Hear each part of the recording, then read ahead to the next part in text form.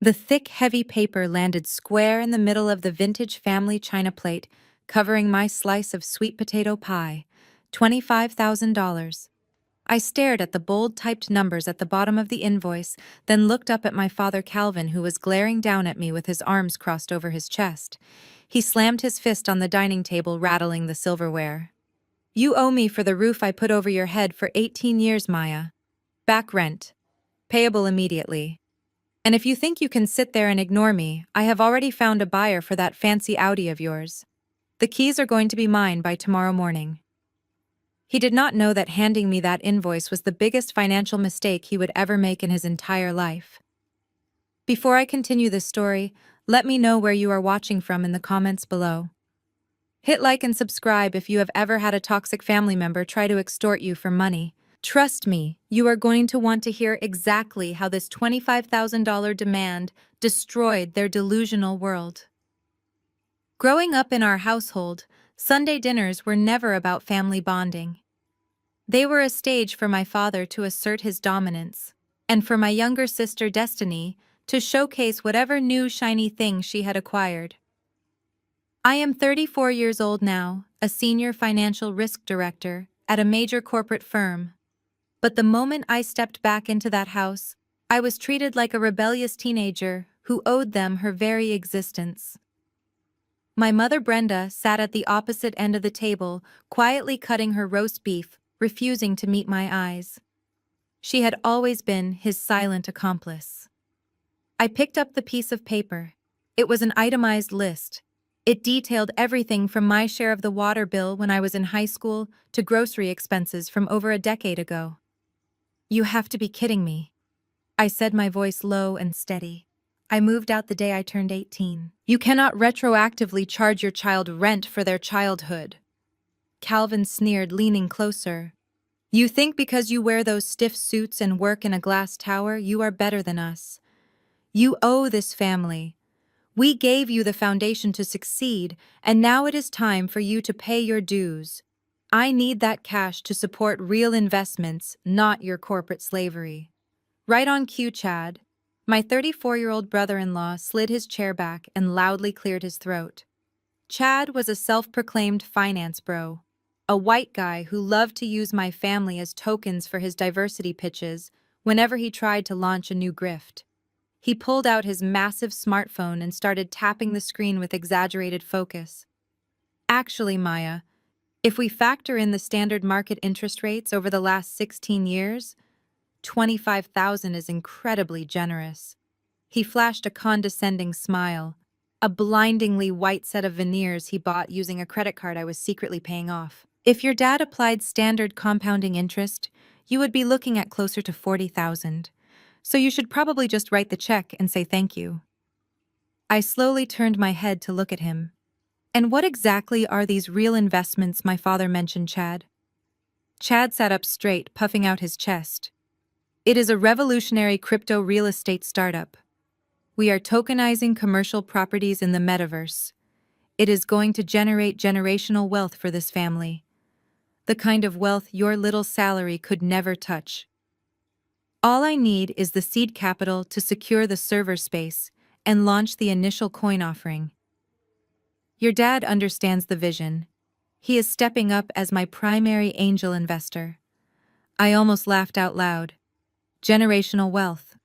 Tokenizing commercial properties.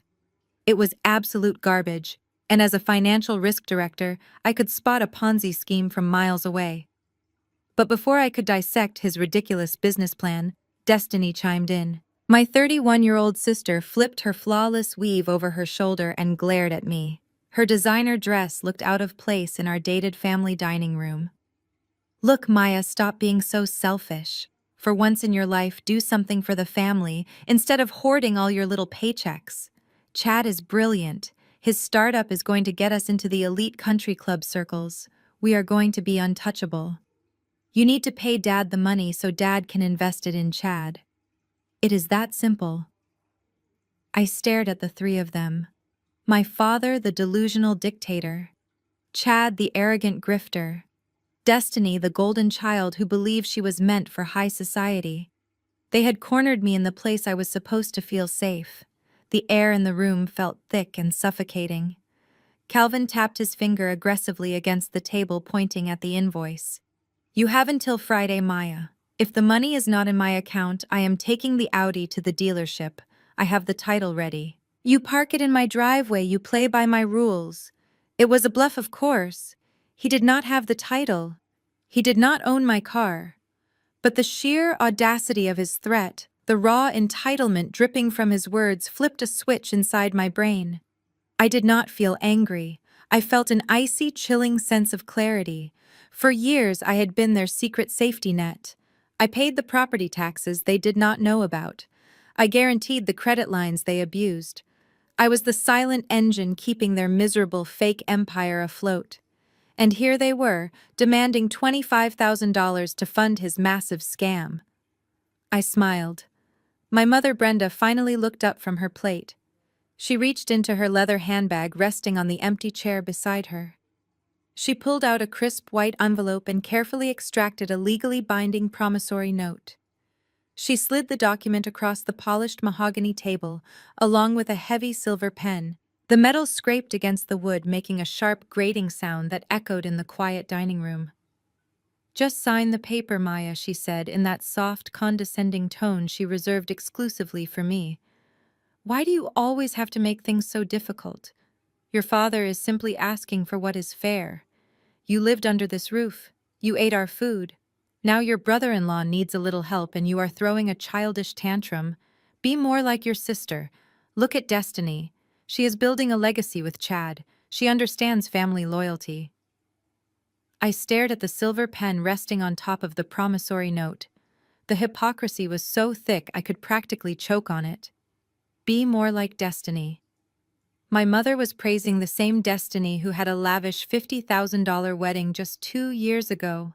A wedding that my parents bragged about to the entire congregation.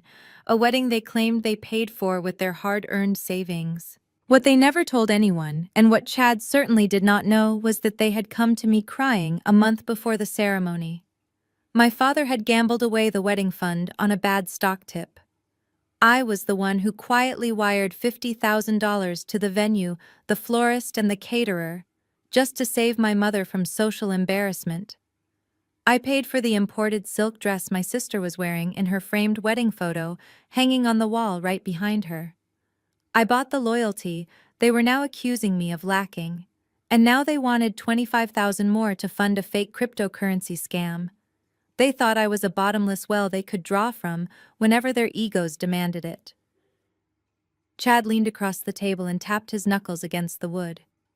"Listen to your mom, Maya. If you do not sign the note, Calvin is going to take that Audi.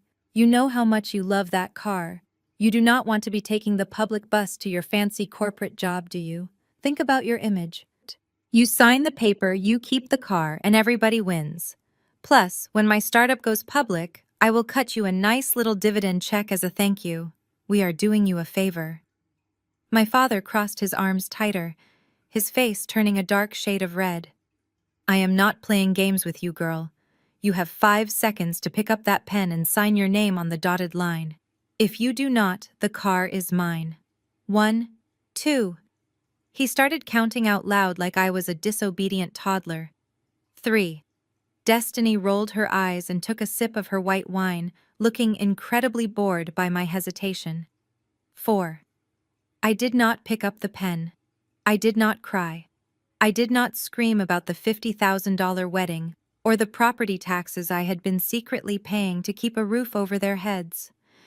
Explaining logic to these people was like trying to teach algebra to a brick wall. They did not want a daughter or a sister. They wanted an automated teller machine that never asked questions. 5, my father barked, hitting the table again. "That is it. Give me the keys." I slowly pushed my chair back. The wooden legs scraped loudly against the hardwood floor. I stood up, smoothing the wrinkles out of my tailored navy blue skirt. I looked at my father. I looked at my mother, who was already wearing a smug expression of victory. I looked at Destiny and Chad, who were grinning at each other like they had won the lottery. They believed they had broken me. They believed their collective bullying had put the arrogant corporate woman back in her subordinate place. I reached into my black leather purse. I felt the cold, heavy metal of the Audi key fob against my fingers. I wrapped my hand around it and pulled it out. It dangled from my hand, catching the light from the cheap chandelier overhead.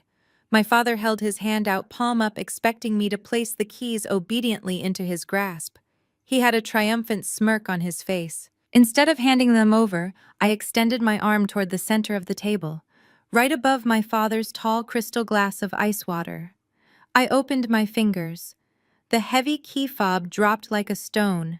It hit the water with a loud splash, sending icy drops flying across the promissory note and onto my father's expensive button-down shirt. The keys sank to the bottom of the glass, clinking sharply against the crystal.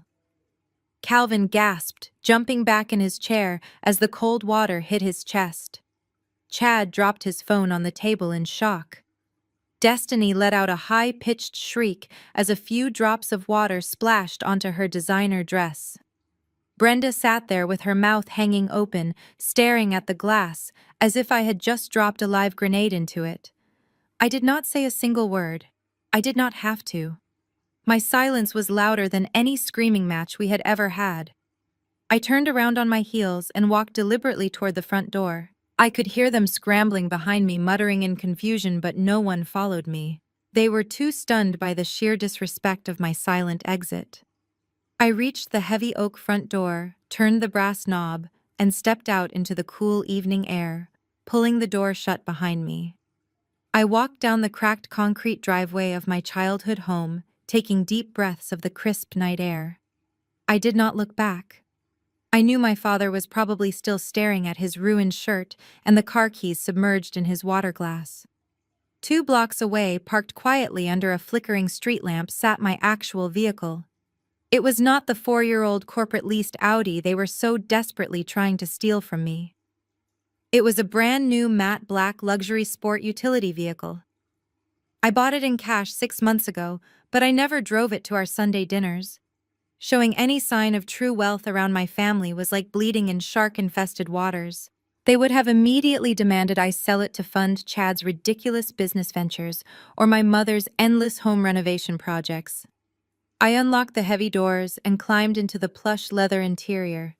The door shut with a solid, reassuring thud, instantly blocking out the noise of the suburban neighborhood. I pressed the ignition and the engine purred to life with quiet power. As I navigated the winding streets toward the highway, my phone began to vibrate relentlessly in the center console. I completely ignored it. I turned on the heated steering wheel and watched the city skyline grow larger and brighter through the windshield. My parents genuinely believed I lived in a modest 1-bedroom apartment in a sketchy part of town because that was exactly what I told them. In reality, I lived in a luxury penthouse in one of the most exclusive high-rise buildings downtown. I earned every single penny of it through grueling 60-hour work weeks, relentless ambition, and brilliant financial maneuvering. I pulled into the private underground garage of my building, nodded to the overnight security guard, and took the private elevator directly up to my floor. When I stepped inside my penthouse, the floor-to-ceiling windows offered a breathtaking panoramic view of the glittering city lights.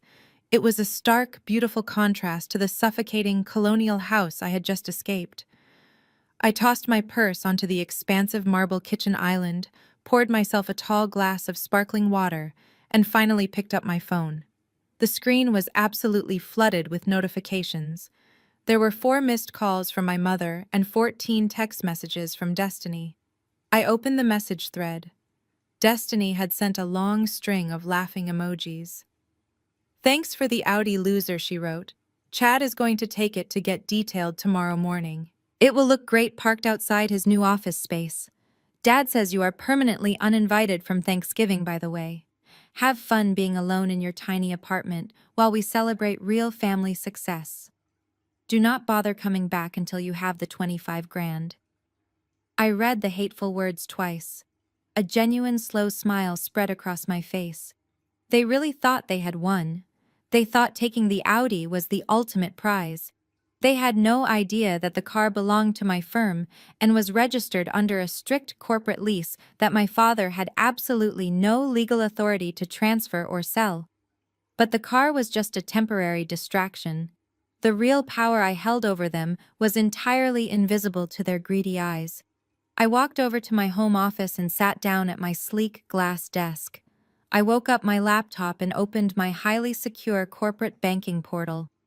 It was time to stop being their invisible safety net. It was time to let them free fall into the reality they created for themselves. I navigated to the authorized users section of my primary platinum credit card.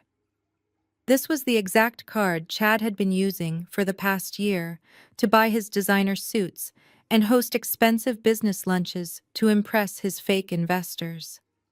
I clicked the red Remove User button right next to his name. The system asked me to confirm the removal. I hit yes, without a single second thought. Next, I went to the auto insurance policy. I had been paying the premium for my mother's luxury vehicle for 5 years because she always claimed her pension was not enough to cover the comprehensive plan. I canceled the policy effective immediately. Then I pulled up the emergency medical savings fund I had set up for my father when he had his minor heart scare 3 years ago. He thought the health insurance covered his premium care, but it was actually me making the massive deposits every single month. I withdrew the entire balance, transferring the funds back into my personal checking account and closed the account completely. I even went into the family mobile phone plan that I had been quietly financing since my college days. I removed Destiny and Chad, leaving them with absolutely no cellular service by midnight. I sat back in my ergonomic leather chair and watched the glowing screen as the confirmation emails rapidly flooded my inbox. For years, I had silently absorbed their massive financial burdens out of a misplaced sense of guilt. I thought that if I just helped them enough, they would eventually respect me as an equal. I thought they would finally see my true value and love me the way they love Destiny. But the $25,000 invoice my father slapped on the dinner table tonight proved they would never see me as a daughter. They only saw me as an endless resource to be exploited, drained, and discarded. By the time I closed my laptop, I had successfully severed every single financial artery, keeping their lavish, fake lifestyle afloat. I walked into my spacious bedroom feeling lighter and more powerful than I had in a decade. I did not feel guilty. I felt completely liberated from their toxic chains. I knew Chad was planning on taking Destiny shopping tomorrow for their anniversary. He always bragged about spoiling her with luxury gifts at the high-end boutiques downtown. I set my alarm for 7 in the morning, plugged my phone into the charger, and climbed into my soft, king-sized bed. I went to sleep with a perfectly peaceful mind. The trap was officially set, and I just had to patiently wait for them to walk right into it. The next 3 days passed in a state of absolute tranquility. I woke up each morning, drank my espresso, and drove my matte black sport utility vehicle to the corporate office, where I actually made the kind of money my family only pretended to have. My phone remained blissfully quiet for the first 48 hours. On Wednesday afternoon, I was sitting in my corner glass office reviewing a complex risk assessment portfolio for a new corporate client. The sweeping view of the city skyline behind my desk was momentarily interrupted by the buzzing of my personal cell phone resting on the polished mahogany. I glanced down. The caller identification displayed Chad's name in bold letters. I leaned back in my chair, letting it ring 3 times before I finally swiped the screen to answer. I did not say hello.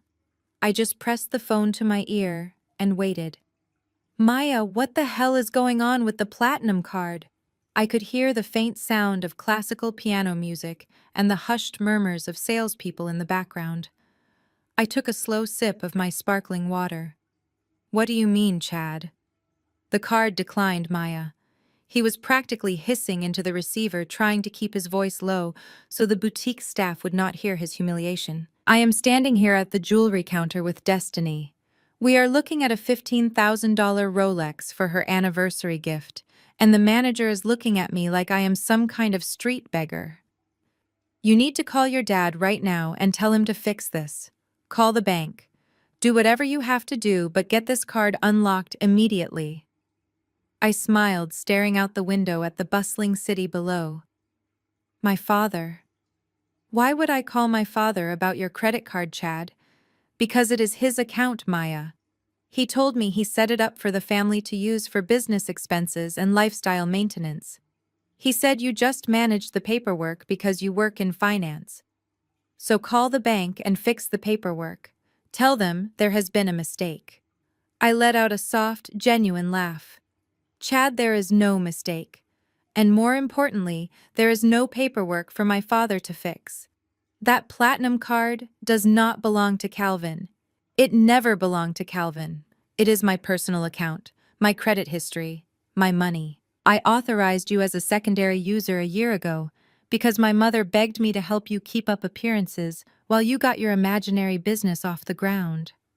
The silence on the other end of the line was absolute. The background noise of the boutique seemed to amplify in the heavy pause. For a few seconds, I could actually hear Chad's heavy breathing as his brain struggled to process the reality of the situation. He had spent 12 months swiping that heavy metal card, believing he was spending my father's money. He thought he was outsmarting the system, living off the generational wealth he loved to brag about. What are you talking about? His voice dropped, the confident, arrogant tone completely vanishing. Your dad told me he was the primary account holder. Your dad is a liar, Chad, I replied, keeping my voice perfectly calm and measured. He has terrible credit and barely enough savings to cover a minor medical emergency. He lied to you to look like a big shot, and I went along with it because I felt sorry for my sister. But that charity officially ended on Sunday night, when you sat at my dining table and demanded $25,000 for a scam. You bit the only hand that was actually feeding you. Maya, you cannot do this. Destiny has already picked out the watch. The manager is walking back over here. You have to turn the card back on. Just for today. I will pay you back, I swear. You are a financial genius, Chad, I said, throwing his own insult from Sunday dinner right back into his face. You have a revolutionary crypto real estate startup. You are tokenizing commercial properties in the metaverse. A $15,000 Rolex should be pocket change for an angel investor like you. Figure out how to pay for the watch yourself. If you cannot do that, maybe you should ask your primary investor Calvin to bring his checkbook down to the boutique. Do not hang up on me, Maya. I pulled the phone away from my ear and tapped the red button. I immediately went into my settings and blocked his number. I blocked Destiny's number right after. Then I blocked my mother and my father just for good measure. I set my phone face down on the desk and went back to my risk assessment portfolio.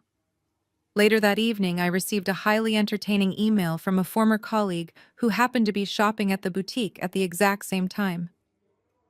According to her account, Chad completely lost his mind when the transaction was officially canceled. He started screaming at the boutique manager, accusing the store of having faulty credit card machines. When the manager politely asked him to provide an alternative form of payment, Chad threw a display tray of velvet watch boxes across the glass counter, shattering a promotional display. The security guards had to physically restrain him and drag him out of the store, while Destiny followed behind them, sobbing hysterically in her designer dress. They were permanently banned from the boutique and threatened with police action for the property damage. It was the perfect start to the week, but I knew this was only the first domino to fall. The credit card was just a piece of plastic. The real devastation was waiting for them at the county records office. They had absolutely no idea about the massive legal storm that was rapidly approaching their fragile, fake luxury world. By Thursday morning, the dust from the jewelry boutique incident had settled. I sat in my corner glass office watching the morning fog roll over the city skyline. The silence from my family was deafening, but I knew they were simply regrouping to force me back into submission. At exactly 9 o'clock, my intercom buzzed. My assistant announced that Marcus, my estate lawyer, had arrived. "Send him in," I said, smoothing the lapels of my tailored charcoal blazer. Marcus walked in, carrying a thick leather briefcase. He was a sharp attorney who had known my family dynamics for over a decade. He took a seat across from my glass desk, snapping the gold latches open. He pulled out a stack of legal documents printed on heavy watermarked paper. Are you absolutely sure you want to do this? Maya, he asked, his tone carrying genuine concern. Once you sign these, there is no going back. The county will be notified immediately. I leaned forward and rested my forearms on the cool glass. I have never been more sure, Marcus. Hand me the pen. To understand the sheer magnitude of what I was about to do, you have to understand the biggest lie my father ever told. For the past 10 years, Calvin walked around our suburban neighborhood like a king holding court. He hosted block parties, he bragged to the church congregation, and he constantly reminded me that he was the master of his domain. When my grandmother, Big Mama, passed away, everyone assumed she simply left the sprawling colonial house to her only son. Calvin immediately took over the master bedroom, acting as though he had finally received his deserved crown. But Big Mama was no fool. She built her real estate portfolio from nothing and knew exactly who my father was. She knew he had a gambling problem, a fragile ego, and a terrible habit of making catastrophic financial decisions. 6 months before she died, she handed me a sealed manila envelope. Inside were the documents establishing the Rosewood Estate Irrevocable Trust. She transferred the deed of the family home directly into the trust and named me the sole trustee and chief executive officer. Calvin never owned the house. He never owned a single brick of the fireplace or a single blade of grass on the manicured lawn. I owned it. For 10 grueling years, I had been quietly paying the hefty annual property taxes, the premium homeowner's insurance, and the structural maintenance fees out of my own pocket. I did it because Big Mama asked me to make sure they always had a roof over their heads. I allowed my father to play the wealthy patriarch while I silently bled my own finances. But Sunday night changed everything. When Calvin slammed that $25,000 invoice on the table demanding back rent for a house he did not even own, he crossed an unforgivable line. Marcus slid the first document toward me. This is the formal declaration to halt all property tax payments from the trust account, he explained. As the trustee, you have the legal right to suspend these payments if the occupants are not contributing to the upkeep of the estate. Since they have never paid a dime in rent, you are fully within your rights. The county will issue a notice of tax delinquency. I know, I said, taking the heavy silver pen from his hand. I signed my name in smooth, bold strokes at the bottom. Next document. Marcus pulled out a second stack of papers. This one is even more severe, Maya. This is the withdrawal of the trust's liability protection. Up until now, the trust has shielded the property from any outside debts or liens your father might have acquired. If you dissolve this specific protection, the house becomes vulnerable. If Calvin has been borrowing money using that address, the creditors will suddenly have a clear path to attach liens. I paused, thinking about Chad and his revolutionary crypto real estate startup. I thought about the constant whispers of my father's shady investments. If they had been doing things by the book, removing the liability protection would not be a problem. But knowing my family, they were already drowning in secrets. I am prepared, Marcus, I replied firmly. I am cutting the dead weight to save the asset. I signed the second set of documents, pressing the pen down hard enough to leave an indentation on the desk. Marcus carefully gathered the papers, sliding them back into his leather briefcase. He clicked the latches shut. I will file these with the county clerk's office by noon today, he said, standing up. The automated systems will take a few weeks to process the changes. Your father is going to open his mail one day and realize he does not own his castle. It is going to be incredibly ugly, Maya. I stood up and offered him my hand. Thank you, Marcus. I am counting on it. I knew the fallout would be catastrophic. The moment the county mailed those delinquency notices, my father's illusion of wealth would shatter. He would have to face the reality that his entire kingdom was built on my hidden charity. When the lawyer left my office, I walked over to the floor-to-ceiling window and looked out at the city. The financial oxygen supply had been completely cut off. The platinum credit card was dead, the insurance policies were canceled, and now the very roof over their heads was officially ticking like a massive legal time bomb. They thought they could bully me into submission with a fake $25,000 bill. They were about to find out what real financial ruin looked like. The board belonged entirely to me now. My family had spent my entire life taking my quiet obedience for granted. They mistook my strategic silence for weakness. I smiled broadly, watching the busy streets below. Let the true games finally begin. By Friday morning, my father had fully convinced himself that he was the ultimate victor in our silent war. He had fished the heavy key fob out of his crystal water glass, dried it off, and proudly placed it on the kitchen counter like a hunting trophy. In his delusional mind, I had surrendered. I had left the keys because I knew my place, and I was too intimidated by his authority to put up a real fight. He did not know about the cancelled platinum card because Chad had been too embarrassed to tell anyone about his humiliating tantrum at the luxury jewelry boutique. My father simply assumed everything was perfectly fine, and his master plan was coming together flawlessly. He woke up early, put on his favorite expensive golf shirt, and confidently walked out to the driveway. He climbed into the sleek 4-year-old Audi and started the engine. He was heading to a notoriously shady used car dealership on the outskirts of town. It was the kind of place that specialized in fast cash transactions and asked very few legal questions. My father figured he could easily flip the luxury sedan for $20,000 in crisp bills, hand the cash directly to Chad for the imaginary crypto real estate startup, and secure his position as the wealthy patriarch angel investor. He cruised down the highway, blasting the radio, completely unaware that he was driving a ticking legal time bomb. He pulled the freshly washed vehicle onto the gravel lot of the dealership, parking it right in front of the flickering neon open sign. The owner, a gruff man named Sal, walked out of the tiny office wiping dark grease off his hands with a dirty shop rag. Sal was exactly the kind of buyer my father desperately wanted. Someone hungry for a luxury vehicle who would not care about the minor legal details of the transaction. My father stepped out of the car, adjusting his collar and flashing a highly exaggerated, confident smile. He slapped the metallic roof of the Audi like a seasoned car salesman. "She is a beautiful machine, Sal," he declared loudly. "I am looking to liquidate an extra asset today. I have too many luxury vehicles taking up valuable space in my driveway, and I need some quick capital for a major commercial real estate investment. Make me a fair cash offer right now, and you can have the keys today." Sal looked the car up and down, clearly impressed by the pristine condition of the premium leather interior and the incredibly low mileage.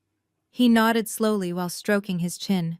"Let me just grab the 17-digit vehicle identification number and run a standard background check to make sure the title is completely clean," Sal muttered, pulling a small notebook out of his faded shirt pocket. "Give me 10 minutes in the office and I will get you a solid number." My father leaned casually against the hood of the car, crossing his arms and looking incredibly smug. "Go ahead," he said confidently. "The title is perfectly clean. It is just a spare family vehicle." Sal walked back into his cluttered office and sat down at his computer terminal. He typed the vehicle identification number into the state law enforcement and registration database. What my father failed to understand was that the world of luxury corporate vehicle leases is highly monitored and heavily restricted. The moment Sal hit enter, the system did not just show a clean title. It flashed a bright red corporate ownership flag across the monitor. The vehicle was officially registered to the executive fleet of my multinational financial firm. More importantly, it required authorized corporate release documents for any transfer of ownership, which my father obviously did not possess. Sal squinted at the screen. He looked out the dirty window at my father, who was busy checking his reflection in the tinted windows of the car. Sal knew a stolen corporate vehicle when he saw one. He picked up his desk phone and quietly dialed the local police department, reporting a suspected grand theft auto in progress. Outside, my father checked his luxury watch, tapping his foot impatiently. He was already imagining handing the thick envelope of cash to Chad and receiving the endless praise of my mother and sister. 10 minutes later, the piercing sound of wailing sirens shattered the quiet afternoon air. Two black and white police cruisers suddenly swerved into the gravel lot, kicking up a massive cloud of gray dust. The flashing red and blue lights illuminated the front of the dealership. My father stood up straight, a confused frown wrinkling his forehead. He naturally assumed they were pulling over a speeding driver on the main road. But the cruisers aggressively blocked the only exit, and 4 uniformed officers stepped out, resting their hands cautiously on their utility belts.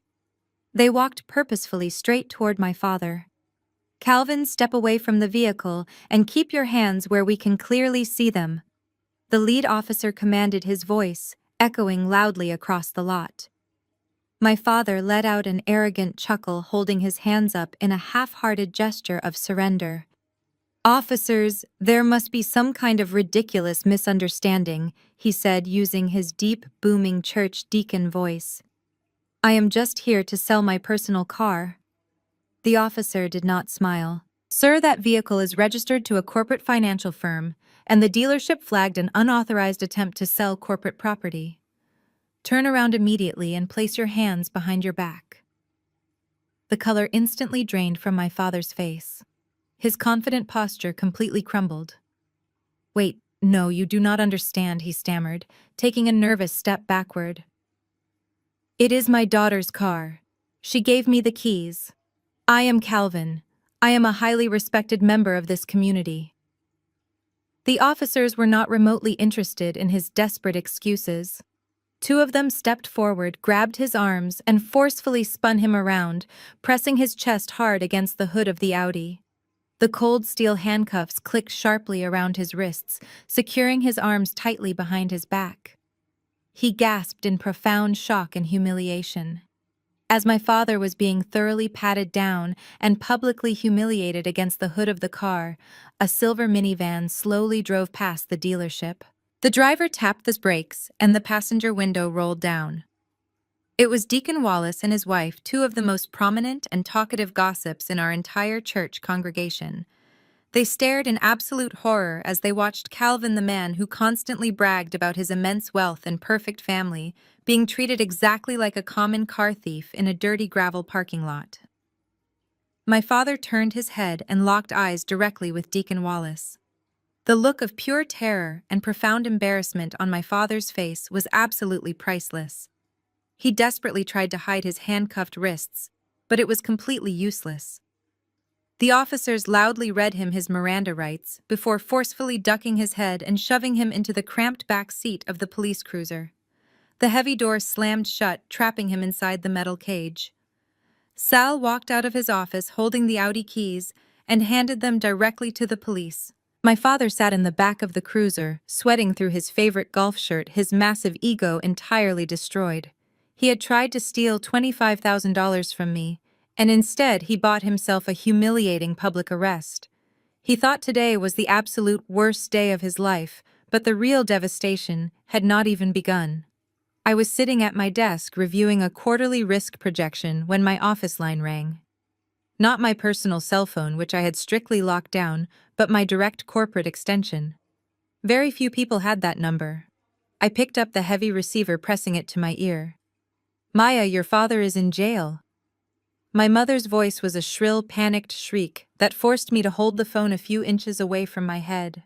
I leaned back in my ergonomic chair, keeping my eyes on the financial models scrolling across my computer monitor.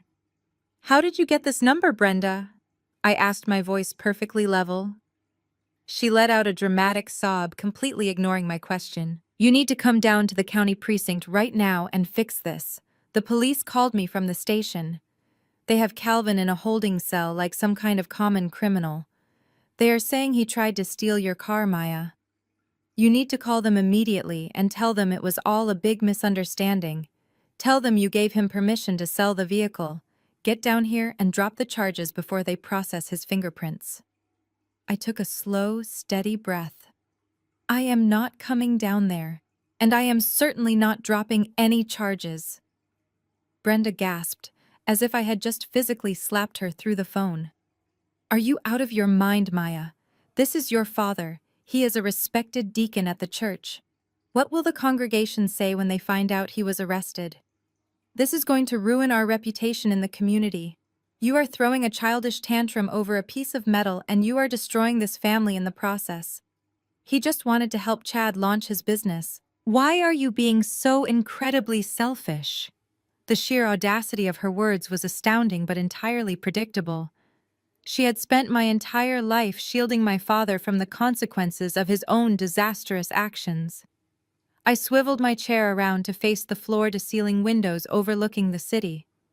Let me make this completely clear to you, I said firmly. That piece of metal does not belong to me.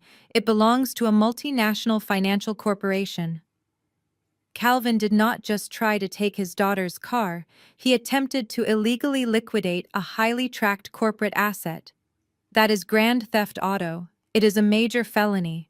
I do not have the power to simply drop the charges because my firm is the actual victim here, and their legal department does not play games with stolen corporate property. My mother started crying harder, but I could hear the sharp edge of anger underneath her fake tears. You did this on purpose, Maya. You knew he was going to sell it. You set a trap for your own flesh and blood just to humiliate us. I did not set a trap, Brenda. I simply removed myself from the equation. Calvin demanded $25,000 in fake back rent. He threatened to steal a car he did not own to fund a crypto scam run by a man who cannot even afford his own designer watches. Calvin made a conscious choice to drive that car to a sketchy lot and commit a crime. He is a grown adult. He can finally face the adult consequences. You are a monster, Maya. Destiny is beside herself. Chad is talking about calling his own lawyers to sue you for emotional distress. I almost laughed. Please tell Chad to call his imaginary lawyers. I would love to see how they plan to sue me while he is drowning in credit card debt. But listen to me very carefully, Brenda. This is the last time you will ever call my office. This is the last time you will ever try to manipulate me. If you Calvin Destiny or Chad ever attempt to extort money from me again, I will not just let the local police handle it. I have the dashboard camera audio of Calvin explicitly demanding $25,000 and threatening to steal the vehicle. That is textbook extortion. If any of you push me 1 inch further, I will personally hand that recording over to the federal authorities and press federal charges. There was a stunned silence on the other end of the line. The reality of the word federal seemed to finally pierce through her thick armor of entitlement. I did not give her a chance to recover. I gently placed the receiver back onto the base, disconnecting the call entirely. I immediately picked up my cell phone and dialed Marcus, my estate attorney. He answered on the second ring. Marcus, I need a formal cease and desist letter drafted immediately, I told him. I need it addressed to Calvin and Brenda. It needs to explicitly state that any further contact or attempts at financial extortion will result in immediate federal legal action. Include a written transcript of the dashboard camera recording from the Audi. I want them to know exactly what kind of concrete evidence I am holding. Consider it done, Maya. I will have it drafted in 10 minutes. Marcus replied, his tone all business. Where do you want the documents delivered? Send it by specialized courier, I instructed. Send 1 copy to my mother's house, and send the second copy directly to the county police precinct holding cell. Make sure the courier hands it to Calvin while he is sitting behind bars. Let him read it while he waits for his bail hearing. An hour later, my assistant confirmed that the specialized courier had successfully delivered the legal documents. I could vividly imagine my father sitting on a hard metal bench in a cold holding cell, wearing an orange jumpsuit, tearing open the heavy legal envelope. I could imagine the exact moment his arrogant pride was completely crushed under the weight of severe legal reality. He had always believed he was the untouchable king of our family. Now he had a formal document explicitly outlining his crimes delivered to him inside a jail cell by the daughter he had spent 34 years belittling. I spent the rest of the afternoon working with unbroken focus. For the first time in my life, I felt completely secure. The legal wall had been built and reinforced with titanium. I had successfully severed their access to my money, my property, and my emotional well-being. They were entirely on their own. As I packed up my briefcase to head back to my luxury penthouse, I assumed the worst was finally over. I assumed they would lick their wounds and leave me alone forever. I had absolutely no idea that my father had already committed a financial crime so massive and so incredibly reckless that it would soon bring the entire federal government crashing down on their heads. The next 3 weeks were completely silent, but it was only the quiet before a catastrophic storm. For 3 weeks, I experienced a profound peace I had never known in my life. My phone did not ring with manufactured emergencies. There were no manipulative texts demanding my presence. No one asked me to quietly cover a mysteriously overdrawn bank account or co-sign a shady personal loan for Chad. I spent my weekends jogging along the waterfront, drinking wine on my balcony and sleeping without anxiety. I assumed my formal cease and desist letter had finally terrified them into submission. I assumed my father was too busy doing community service or navigating his legal nightmare from the stolen car stunt to bother me. I believed my family had finally realized that the wall I built around my life was entirely impenetrable. I was wrong. They were not respecting my boundaries. They were just too distracted by the rapidly deteriorating illusion of their own lives. On the 22nd day at exactly 2 o'clock in the morning, the absolute silence of my luxury penthouse was shattered.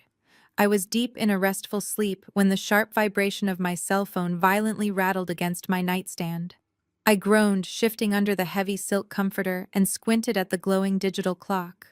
I had strictly programmed my phone to block all incoming communications on a schedule, but I had left one specific emergency bypass active for my building security desk. I reached out in the dark, grabbing the device. The bright screen illuminated my bedroom, blinding me for a fraction of a second. It was not the security desk. It was an unknown number, but the frantic typing style was unmistakably my sister Destiny. She must have bought a cheap prepaid phone just to bypass the permanent block I had placed on her primary number. The notifications were pouring in so fast the screen was constantly vibrating in my palm. I sat up, pushing my heavy braids over my shoulder, and opened the message thread. The very first text made my heart skip a beat before my professional financial training immediately replaced shock with cold calculation. Mom found a letter and is screaming, Destiny wrote, "Dad is breaking things in the living room. Please answer Maya. You have to answer me right now." I stared at the glowing text. I did not type a response. I just watched the screen as the little typing bubble appeared and disappeared as Destiny frantically sent message after message. "Maya, please pick up the phone," she typed. "It is a letter from the government, the Internal Revenue Service, and some huge corporate bank. I do not understand what it means. It says, notice of default and federal lien." Mom is hyperventilating on the kitchen floor. Dad just threw a dining chair through the glass patio door. They are saying the house is going into foreclosure in 30 days. "Maya, please, you have to tell us this is a mistake. Dad owns this house. Why is the bank taking our house?" I sat perfectly still in my dark bedroom, the blue light of the phone screen reflecting in my eyes. The county had finally processed my paperwork. The notice of tax delinquency had officially been mailed. I fully expected my father to receive a massive tax bill because I had legally halted the payments from the trust. But the frantic texts from Destiny contained a very specific piece of information that made my blood run instantly cold. A federal lien from a corporate bank. A notice of default. That made absolutely no logical sense. The Rosewood Estate Irrevocable Trust was completely debt-free. Big Mama had paid off the original mortgage entirely before she passed away. There was no mortgage on that property. There was absolutely no reason for a corporate bank to be issuing a notice of default unless someone had actively borrowed a massive amount of money against the value of the house. My mind began to race, piecing the scattered puzzle pieces together with terrifying speed. I thought about Chad and his imaginary crypto real estate startup. I thought about how confidently my father had demanded $25,000 to act as an angel investor. I thought about the luxury watches, the expensive dinners, the designer clothes they had all been parading around in for the past 6 months. Calvin did not have that kind of money. Chad certainly did not have that kind of money. But my father had been living in a house worth nearly $800,000. A house he firmly believed he legally owned. A house that up until 3 weeks ago was fully protected by the liability shield of the trust I managed. I pulled the heavy silk comforter off my legs and swung my feet onto the cold hardwood floor. I stood up and walked over to the floor-to-ceiling windows, looking out at the dark, sleeping city below. The sheer magnitude of my father's arrogance began to crystallize in my mind. He had not just lied to his friends about owning the house. He had somehow managed to lie to a major financial institution.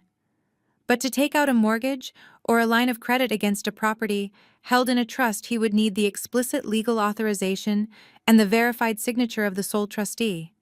He would need my signature. I squeezed the phone tightly in my hand.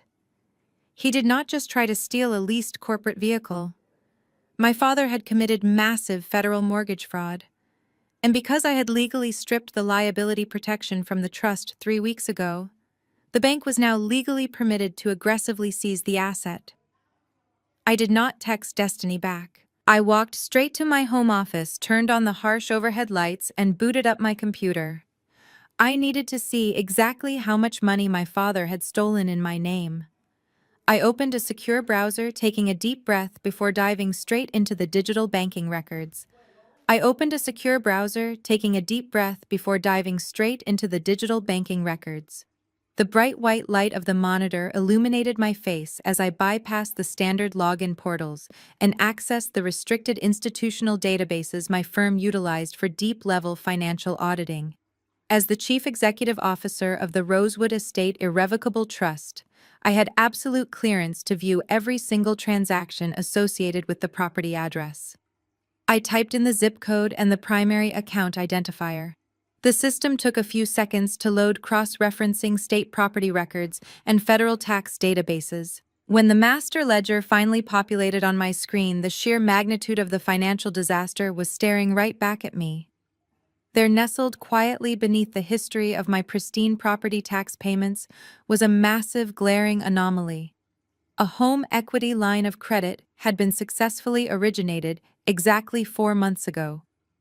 The principal amount was a staggering $150,000. My heart pounded against my ribs as I clicked on the hyperlink to view the scanned origination documents. The high-resolution images loaded instantly. I leaned closer to the monitor, my eyes scanning the heavily legalistic paragraphs, until I reached the final signature page. There, right on the line designated for the authorized trustee, was my name, Maya Charmaine Brooks. But it was not my handwriting. It was a clumsy, heavy-handed forgery. The letters were slightly slanted, and the ink pressure was entirely wrong. It was unmistakably my father's handwriting. He had not even tried to make it look authentic. He simply signed my name with the same arrogant flourish he used to sign his church donation checks. Below the forged signature was the official stamp of a public notary. I recognized the name immediately. It was a sleazy real estate broker who frequently golfed with Chad on the weekends. They had colluded. Calvin and Chad had conspired to bypass the strict legal protections of the trust by committing blatant document forgery. I needed to know exactly where that $150,000 went. I initiated a forensic trace on the disbursement funds. The bank had wired the entire lump sum directly into a newly formed limited liability company. The name of the company was Next Gen Virtual Estates. It was Chad's imaginary crypto real estate startup. My father had literally mortgaged the roof over his own head, committing a severe federal crime, to hand a small fortune to a con artist who could not even afford a designer watch. But the most crucial question remained unanswered. Why did the bank and the federal government suddenly issue a notice of default and a lien right now? If the loan originated 4 months ago, they must have been making the minimum monthly interest payments to keep the bank completely blind to the fraud. I toggled over to the payment history ledger, and the final piece of the puzzle violently clicked into place. The monthly interest payments for the fraudulent loan were set up on an automatic draft. But they were not drafting from Calvin's personal checking account. They were pulling directly from the emergency medical savings fund I had established for my father 3 years ago. The exact same savings account I had abruptly emptied and closed 3 weeks ago on the night of our Sunday dinner confrontation. Calvin had linked the fraudulent mortgage to my money. When I severed my financial arteries, the monthly payment immediately bounced. In the highly regulated world of corporate banking, a bounced mortgage payment on a trust property does not just generate a simple late fee. It triggers an automated algorithmic review. When the system audited the account, it detected the sudden withdrawal of the trust liability protection which I had legally filed with Marcus, my estate attorney. The banking software immediately flagged the entire $150,000 loan as a high-risk, unsecured debt. Because the funds had been wired to a cryptocurrency-related entity, the transaction automatically tripped the federal anti-money laundering protocols. The bank immediately froze the entire estate, calling the loan due in full. The Internal Revenue Service stepped in to place a federal tax lien on the property to secure the assets pending a full criminal investigation for wire fraud and mortgage fraud. My father had accidentally detonated a financial nuclear bomb inside his own living room. I sat back in my chair feeling a strange mixture of profound disgust and absolute vindication. Calvin thought he was a mastermind. He thought he could steal my car, my money, and my signature without any consequences. Instead, he had handed me the exact weapon I needed to destroy him entirely. The panic happening at his house right now was just the beginning. I highlighted the forged signature, the wire transfer receipts, and the bounced payment records. I hit the print button. The laser printer in the corner of my office hummed to life, spitting out crisp pages of irrefutable legal evidence. I carefully gathered the warm sheets of paper and slid them into a thick manila folder. I did not need to call the police.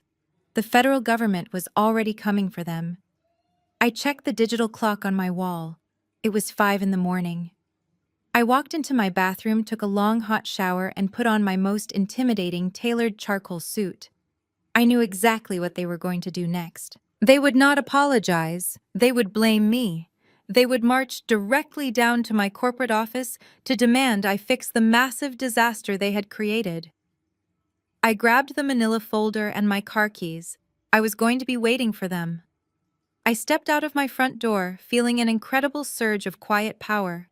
The trap they laid for themselves had violently snapped shut, and there was absolutely no escape from the brutal reality they were about to face. I parked my matte black sport utility vehicle in my reserved underground spot and took the private elevator up to the main executive lobby of my firm.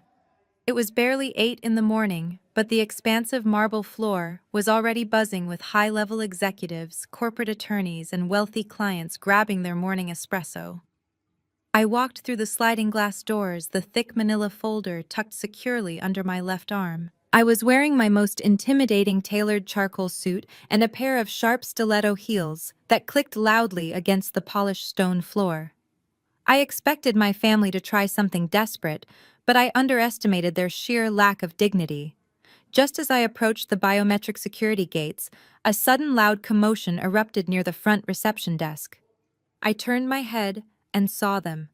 Destiny and Chad had somehow managed to slip past the outer security checkpoint by blending in with a large group of visiting international investors. Destiny was wearing oversized designer sunglasses and a tight dress, looking like she was heading to a nightclub instead of a corporate financial institution. Chad was wearing a cheap wrinkled suit, his face flushed red and dripping with nervous sweat. They spotted me instantly. Chad pointed a shaking finger in my direction and shoved past a bewildered receptionist, knocking a stack of papers onto the floor. "Maya," he yelled, his voice echoing violently off the high vaulted ceilings. The entire lobby went dead silent. Dozens of highly influential people stopped dead in their tracks, turning to stare at the arrogant white man aggressively marching toward one of the senior directors of the firm. Destiny followed closely behind him, trying to look like the tragic victim of a cruel, vindictive sister. I did not flinch. I did not step back. I stood perfectly still near the security gates, resting my hand calmly on my leather briefcase. Chad stopped a few feet away from me, panting heavily, as if he had just run a marathon. "You think you are so smart?" He spat, his voice dripping with venom. You think you can just steal your father's house and get away with it? He called us this morning in absolute tears, Maya. In tears. The bank is foreclosing on the family home because of your petty little jealousy. I glanced at the growing crowd of onlookers. My colleagues were watching with a mixture of shock and morbid curiosity. I looked back at Chad, keeping my expression completely blank. You are making a massive fool of yourself, Chad, I said quietly.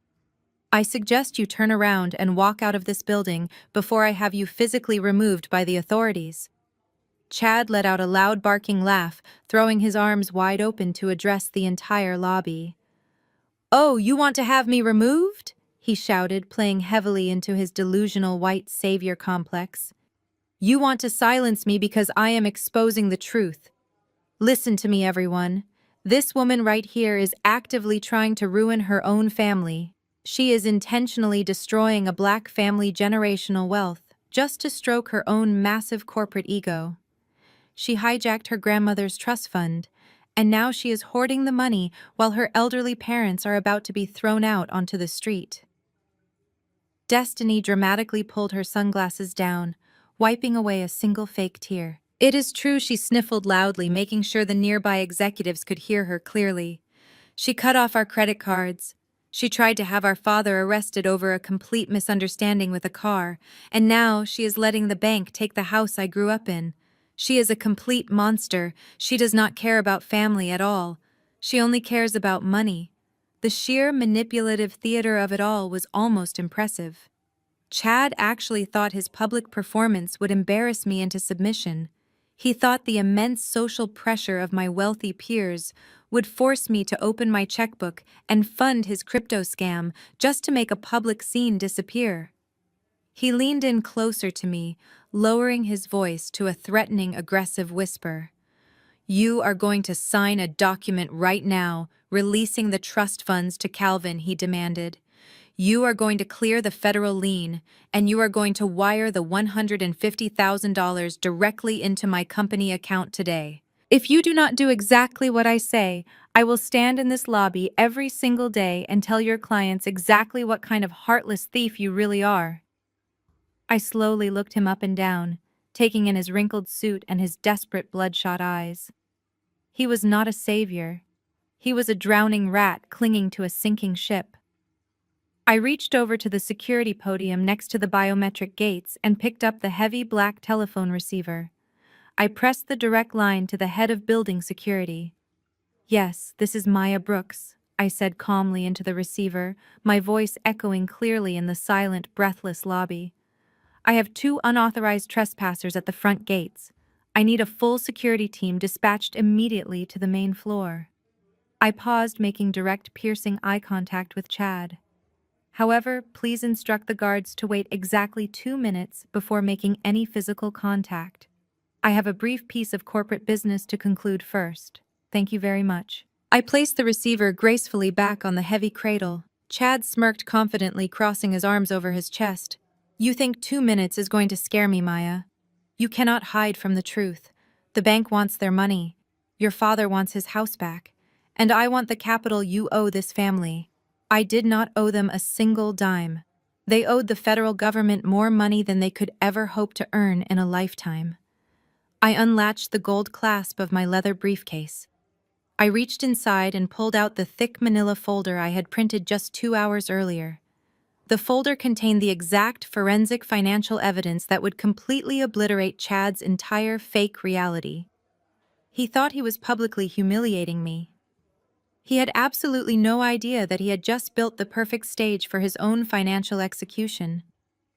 I held the heavy folder in my hand, feeling the weight of the forged documents, the wired transfer receipts, and the bounced payment records. I looked at Destiny, who was still pretending to cry, and then I looked straight into Chad's arrogant, demanding eyes. You want to talk about the truth, Chad? I said, my voice slicing through the heavy tension in the room like a cold steel blade.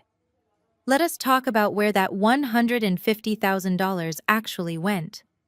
I slapped the thick manila folder down onto the hard marble surface of the security podium and flipped the heavy cover open. The sound of heavy cardstock hitting the marble echoed through the lobby. I spread the printed documents right in front of Chad's paling face. You told my father you needed $150,000 for a startup, I said. You convinced a foolish man to forge my signature against a property he did not own. You called him an angel investor. But there is absolutely no startup. Your company is a fake shell you registered for $50.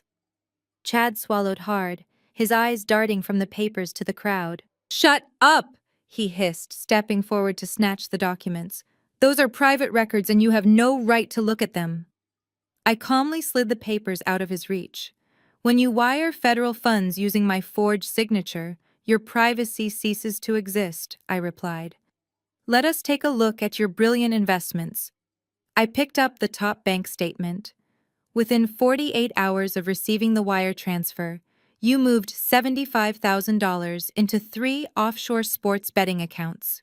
You did not buy digital real estate. You paid off the gambling debts you hid from your wife. Destiny pushed past Chad, grabbing the statement right out of my hand. Her manicured nails dug into the paper as she scanned the highlighted lines. What is this? She whispered, her voice trembling violently. Chad, what is she talking about? You told me you were building a platform. You told me we were going to be millionaires. Chad opened his mouth to speak, but no words came out. The arrogant white savior facade completely melted off his face, revealing the pathetic con artist underneath. He reached to touch her arm, but she swatted his hand away. The gambling debts are only half the story. I continued pulling the second stack of papers. I handed them directly to my sister. Let us talk about the other $75,000. You see, Destiny Chad actually did invest in real estate. Last month he signed a 12-month lease on a luxury condo downtown. But it is not registered as an office space. It is registered as a residential dwelling for a 22-year-old girl named Lexi. Destiny's face drained of all color. She stared at the lease agreement, her hands shaking. Included were credit card statements linked to the shell company. Destiny read the highlighted line items out loud, her voice cracking. $2,000 at a luxury lingerie boutique, $5,000 for a weekend getaway to Miami, a $4,000 diamond tennis bracelet. She looked up at Chad. Her perfect golden child reality shattered right in front of my corporate staff. You mortgaged my parents' house to buy jewelry for a 22-year-old girl, she screamed. You let my mother think she was losing her home because of me, but it was you. You stole my parents' house to pay for your mistress. The whispers from the crowd grew into an undeniable murmur of absolute disgust. The wealthy investors Chad wanted to impress now looked at him like garbage. Chad was cornered, and his massive ego could not handle the public humiliation. He looked at the faces of the people judging him. He looked at his sobbing wife, holding the proof of his infidelity. Then he looked at me standing calm behind the podium, untouched by his destruction. Something dark snapped behind his eyes. His face twisted into a mask of pure feral rage. You ruined my life, you stupid bitch, he roared. Chad suddenly lunged forward, letting out a desperate, guttural scream. He threw his body weight over the security podium, his hands reaching aggressively for my throat. I did not scream or flinch. I simply took one calculated step backward out of his immediate reach. My 2 minutes were officially up.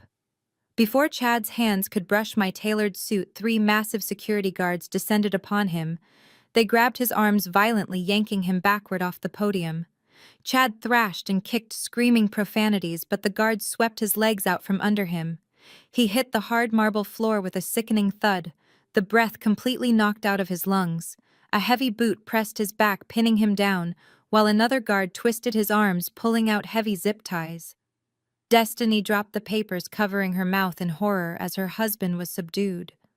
The crowd of executives stepped back, giving the security team space to work. The lead guard looked up at me, awaiting my orders. Call the local police department, I instructed calmly, straightening my jacket. Have him formally charged with assault and trespassing, but tell them to take their time getting here.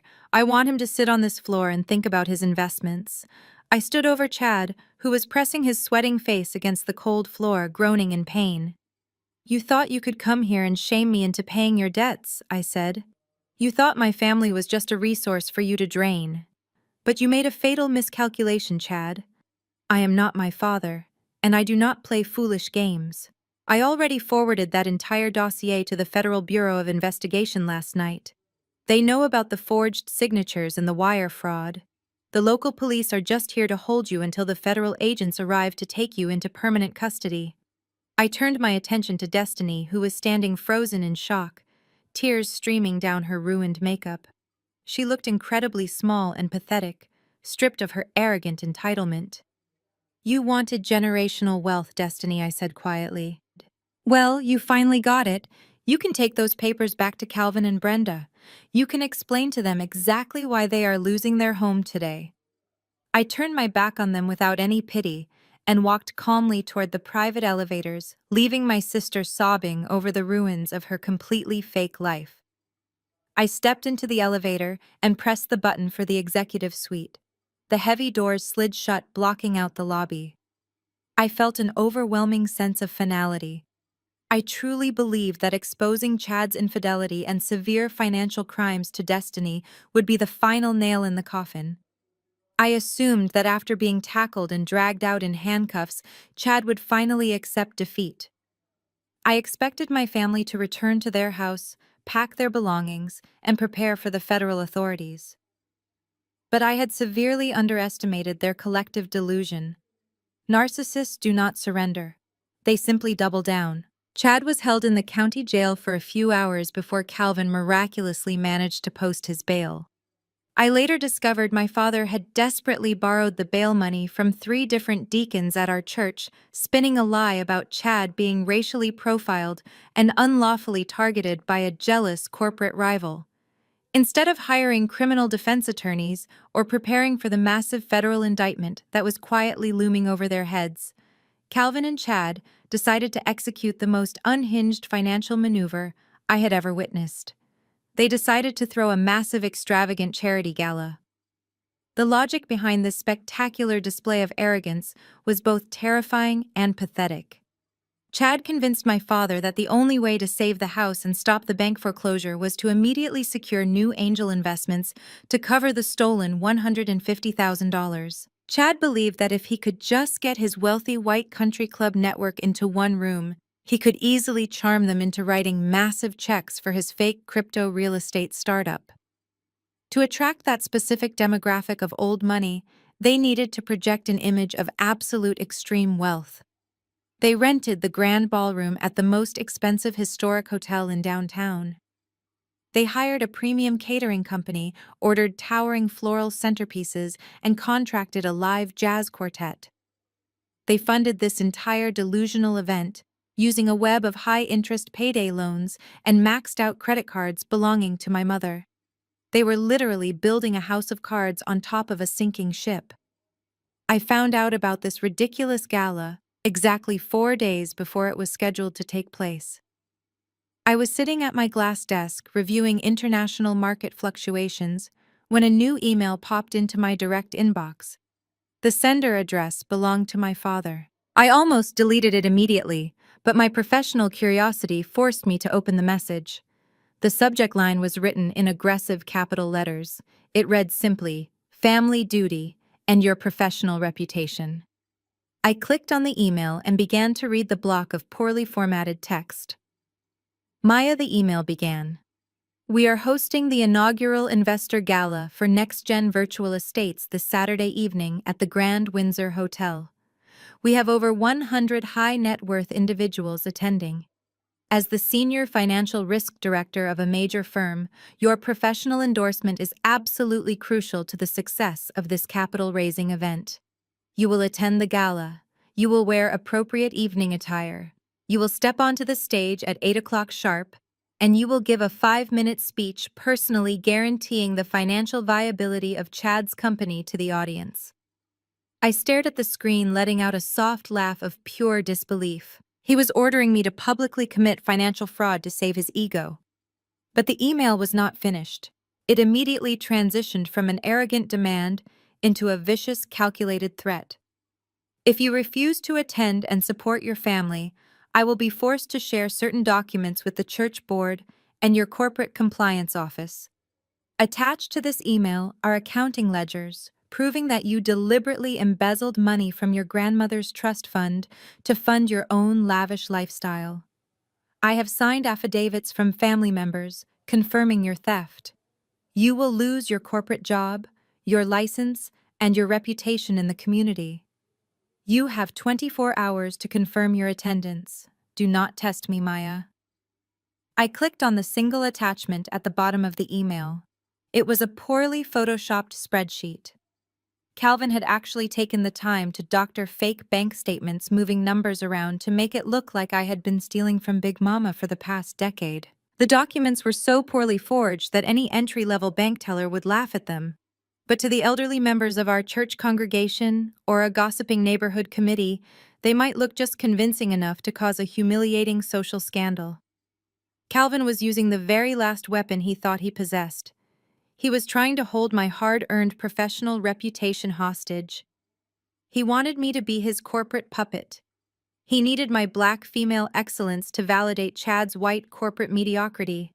He wanted me to stand in front of a room full of wealthy investors and leverage my spotless career to help them steal more money. It was the ultimate insult.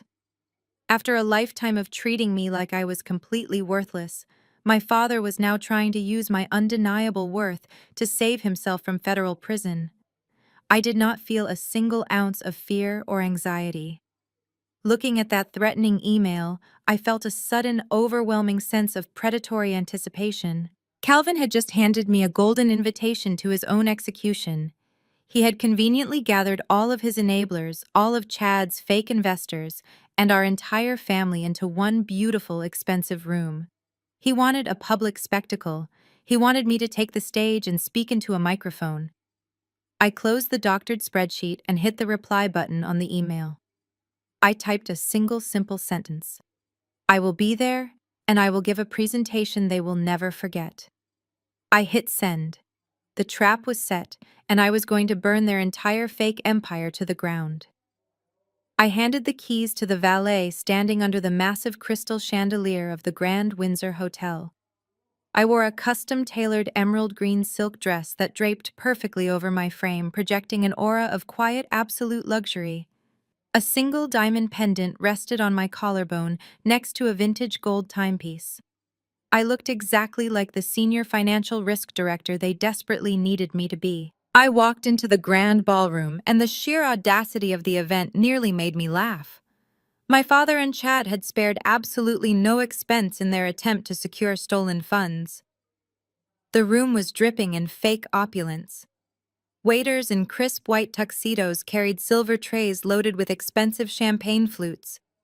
Massive floral arrangements dominated every single table. In the center stood a large ice sculpture carved into a futuristic skyscraper meant to represent Chad's imaginary real estate empire. It was a beautiful, glittering monument to their massive financial fraud. I scanned the room watching the pathetic theater unfold. Chad was wearing a brand new tuxedo, sweating profusely as he tried to charm a group of elderly investors near the bar. Destiny was standing nearby, wearing a forced, stiff smile that did not quite reach her eyes. She looked exhausted, clearly still reeling from the devastating revelation of her husband's secret mistress. My mother Brenda was nervously pacing near the entrance, clutching her purse. They were submerged in debt and federal crimes, and this party was their final, desperate gasp for air. It did not take long for my father to spot me. He was standing near the towering ice sculpture holding a glass of scotch. He excused himself from a conversation and marched purposefully in my direction. He wore a rented tuxedo that fit him poorly. His face was set in a hard, furious scowl. He grabbed my arm forcefully, pulling me behind the ice sculpture to shield us from the guests. "Let go of my arm, Calvin," I said, my voice dangerously low and steady. I did not pull away, but my tone was absolutely freezing. He immediately dropped his hand, looking nervously around the ballroom to ensure no one had witnessed his grab. "You are late," he hissed, leaning in close. "You were supposed to be here an hour ago to mingle with the investors." Chad has been working the room all night trying to secure the capital to save this family. I reached over and casually picked up a flute of champagne from a passing waiter. I took a slow, deliberate sip before answering. I am exactly on time for my presentation. I am not here to mingle with your victims. Calvin's face flushed a dark, angry red. Do not push me tonight, Maya. I am not playing games. The bank is breathing down my neck and the federal investigators have been calling the house. I know you sent them that file. You are an ungrateful mistake, and you have always been a massive disappointment to this family. But tonight, you are going to fix the disaster you created. I stared at him, letting the cruel words wash over me without feeling a single ounce of pain. He had called me a mistake. He had finally said the quiet part out loud, confirming what I always knew. But his insults had absolutely no power over me anymore. They were just the desperate ramblings of a cornered criminal. I changed the terms of our arrangement, my father continued. 150,000 is no longer enough to cover the initial loan and the massive expenses for this event. When you get up on that stage, you are going to publicly announce a corporate investment of $200,000 into Chad's fund. You are going to initiate the wire transfer directly from your phone while the audience watches. If you do not do it, I will hit send on that email. I will blast those embezzling documents to every member of the church board and your corporate compliance officers. I will destroy your career before the night is over. He stood there breathing heavily, believing he had delivered the ultimate checkmate. He thought the threat of a ruined reputation would force me to open my bank accounts and save him from federal prison. He thought he finally had me completely trapped. I looked at the melting ice sculpture. Then I looked at the panicked face of the man who mortgaged my grandmother's legacy. I did not even flinch. I did not argue. I simply smiled a genuine bright smile. You want $200,000, Calvin? I asked softly. Yes, he demanded aggressively. Right on that stage, right here tonight. I took another sip of my champagne, savoring the crisp, expensive taste. I looked out at the crowded ballroom at the investors who were completely unaware of the massive scam they were attending. I looked at Chad, who was desperately gesturing toward the stage, signaling that it was time for the main presentation. Do not worry about the church board or my corporate compliance office, I said, my voice perfectly calm and cheerful. Go ahead and take your seat in the front row. I am going to walk up those stairs. Take that microphone and give your wealthy friends a speech they will absolutely never forget. Calvin let out a heavy sigh of relief, believing his vile extortion had actually worked. He straightened his rented bow tie, gave me an arrogant smirk, and walked away to take his place near the front stage. I stood alone behind the melting ice skyscraper, holding my glass of champagne. I checked the small pocket of my emerald dress, feeling the cold, hard plastic of the digital storage drive tucked safely inside. It contained everything I needed to execute the final devastating blow. The jazz quartet finished their song and a loud, expectant hush fell over the grand ballroom. It was finally time to burn their fake empire completely down.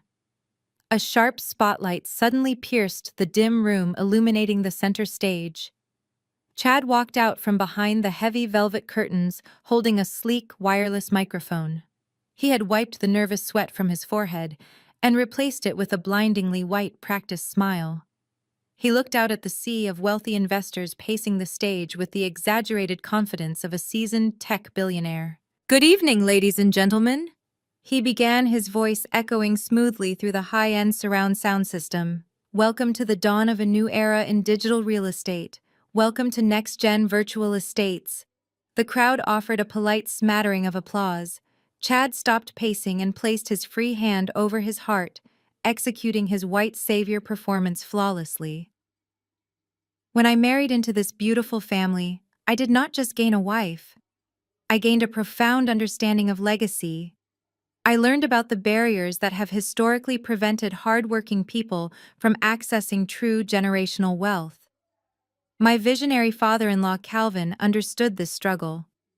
He saw the potential in my platform and generously provided the initial seed capital to launch our vision. He mortgaged his own future because he believed in our mission to democratize commercial real estate through the blockchain.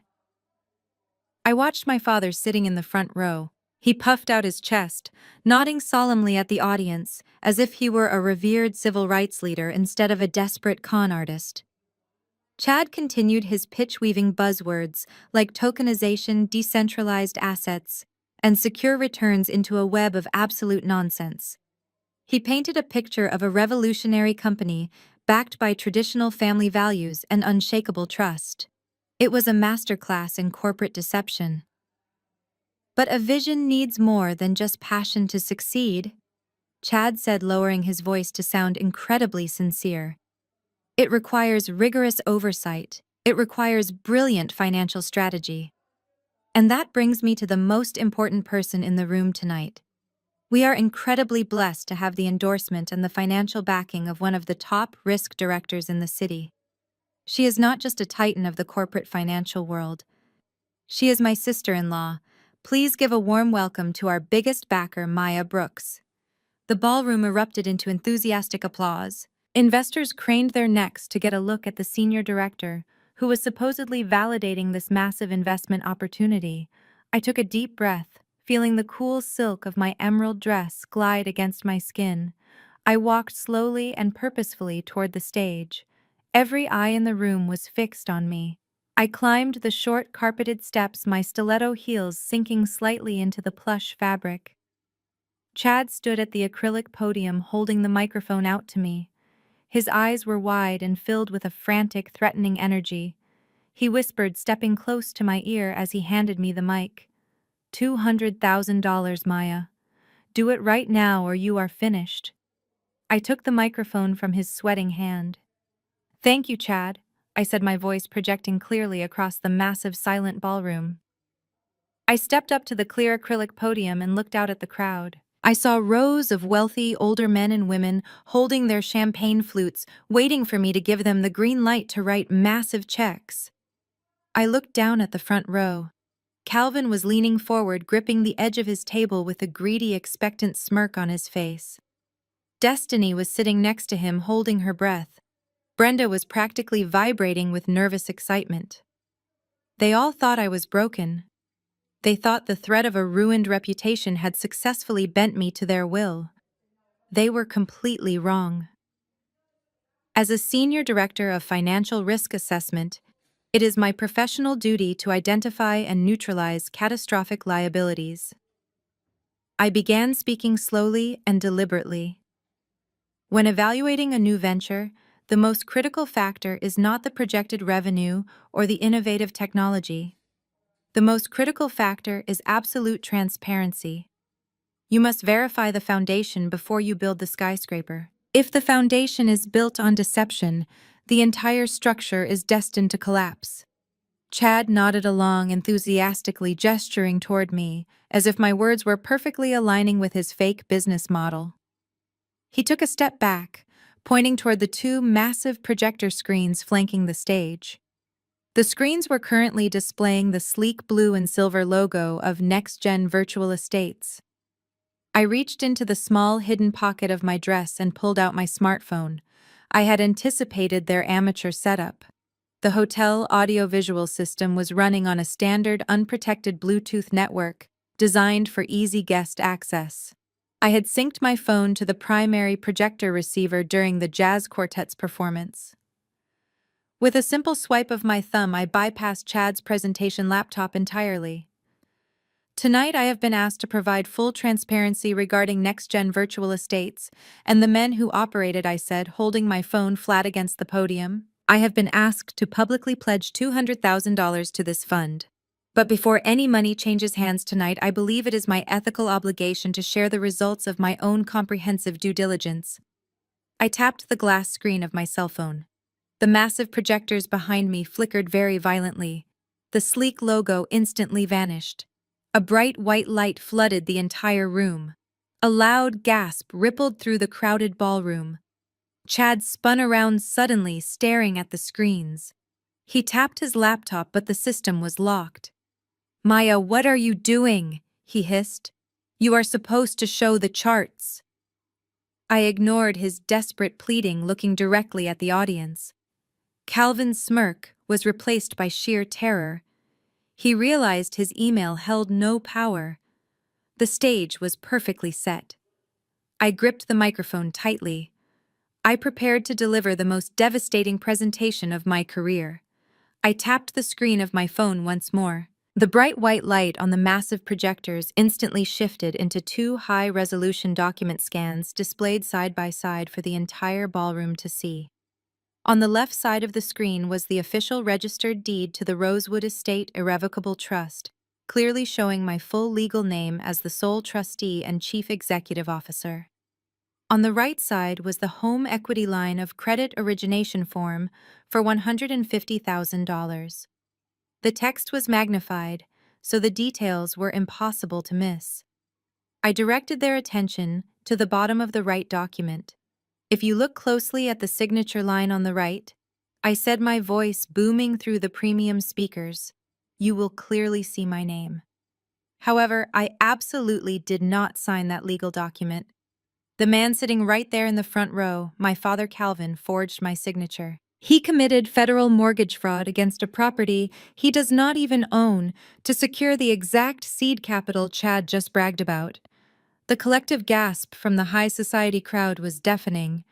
I watched as wealthy investors physically recoiled in their plush velvet seats. Waiters froze in place, stopping mid-pour as expensive champagne spilled over the rims of crystal flutes. The silence that immediately followed the gasp was heavy and completely suffocating. Chad scrambled across the stage, frantically mashing the keys on his locked presentation laptop. "Shut it down," he yelled at the sound booth operator stationed in the back of the room. "Cut the power to the screens right now." But the operator simply stood there looking completely bewildered by the sudden chaos. I did not stop speaking. That $150,000 was not used to develop digital real estate. I continued mercilessly driving the final nail into his coffin. Chad transferred the stolen funds into 3 offshore sports betting accounts and signed a 12-month luxury condo lease for his 22-year-old mistress.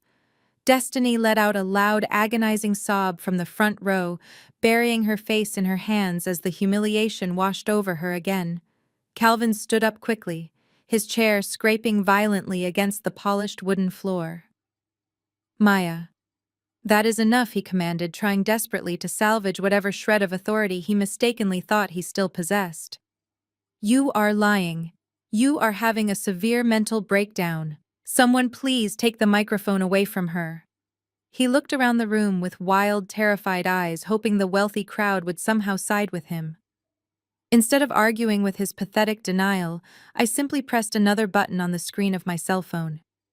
The visual documents faded to black, and a crisp audio recording began to play loudly through the premium surround sound system. It was the dashboard camera audio from the corporate leased vehicle he had tried to steal. Calvin's recorded voice filled the grand ballroom, sounding incredibly loud, aggressive, and completely unhinged. "You owe me for the roof I put over your head for 18 years, Maya. Back rent, payable immediately. And if you think you can sit there and ignore me, I have already found a buyer for that fancy Audi of yours. Give me the $25,000 or the car is mine." The recording perfectly captured the undeniable sound of him banging his heavy fist against the wooden dining table. It echoed through the ballroom, exposing the exact, terrifying moment my father tried to violently extort his own daughter. The wealthy investors who had been just moments away from writing massive checks immediately realized they were sitting in the middle of a massive criminal conspiracy. They reached into their tailored suit jackets and expensive designer purses. They pulled out their smartphones, rapidly opening their banking applications to cancel any pending wire transfers. I watched an elderly man in a sharp velvet dinner jacket tear a freshly written check perfectly in half and drop the torn pieces directly into his half-empty champagne flute in pure disgust. Chad finally realized his entire fake corporate life was collapsing in real time. He abandoned his locked laptop and sprinted across the wide stage toward the heavy black power cords connected to the main projector unit. He dropped to his knees, ruining his expensive rented tuxedo, and frantically yanked at the thick cables with both hands. The massive projectors sparked, hissed, and finally died, plunging the stage back into semi-darkness. But it was entirely too late. The irreversible damage was permanently done. The damning evidence had already been completely digested by every single person in the room. I stood tall in the dim light of the stage, gripping the microphone tightly. "You invited me here tonight to endorse a massive scam," I said, my voice echoing cleanly over the chaotic murmuring of the fleeing investors. "You threatened to ruin my professional reputation if I did not blindly hand you $200,000 of my hard-earned money. But my entire career is built on identifying and exposing catastrophic financial risks. And NextGen Virtual Estates is nothing but a fraudulent shell company built entirely on stolen money, forged documents, and shattered family trust." My mother, Brenda, grabbed Calvin's arm tightly, her face pale with absolute horror, as she watched the wealthy elite treating them like a contagious disease. People were practically running toward the ballroom exit doors, pushing past each other in a desperate attempt to distance themselves from a massive federal crime scene. Chad remained completely on the floor, clutching the thick black power cables, breathing heavily as the crushing reality of his situation paralyzed him. He had absolutely no wealthy investors left. He had absolutely no stolen money left to spend. He had a wife who now publicly knew about his secret mistress, and an entire room of highly influential business leaders who would ensure he never worked in the financial sector ever again. The desperate stampede of wealthy investors suddenly slammed to a violent halt. The massive mahogany doors at the main entrance of the grand ballroom swung open with incredible force. The fleeing crowd parted instantly, moving to the sides of the room.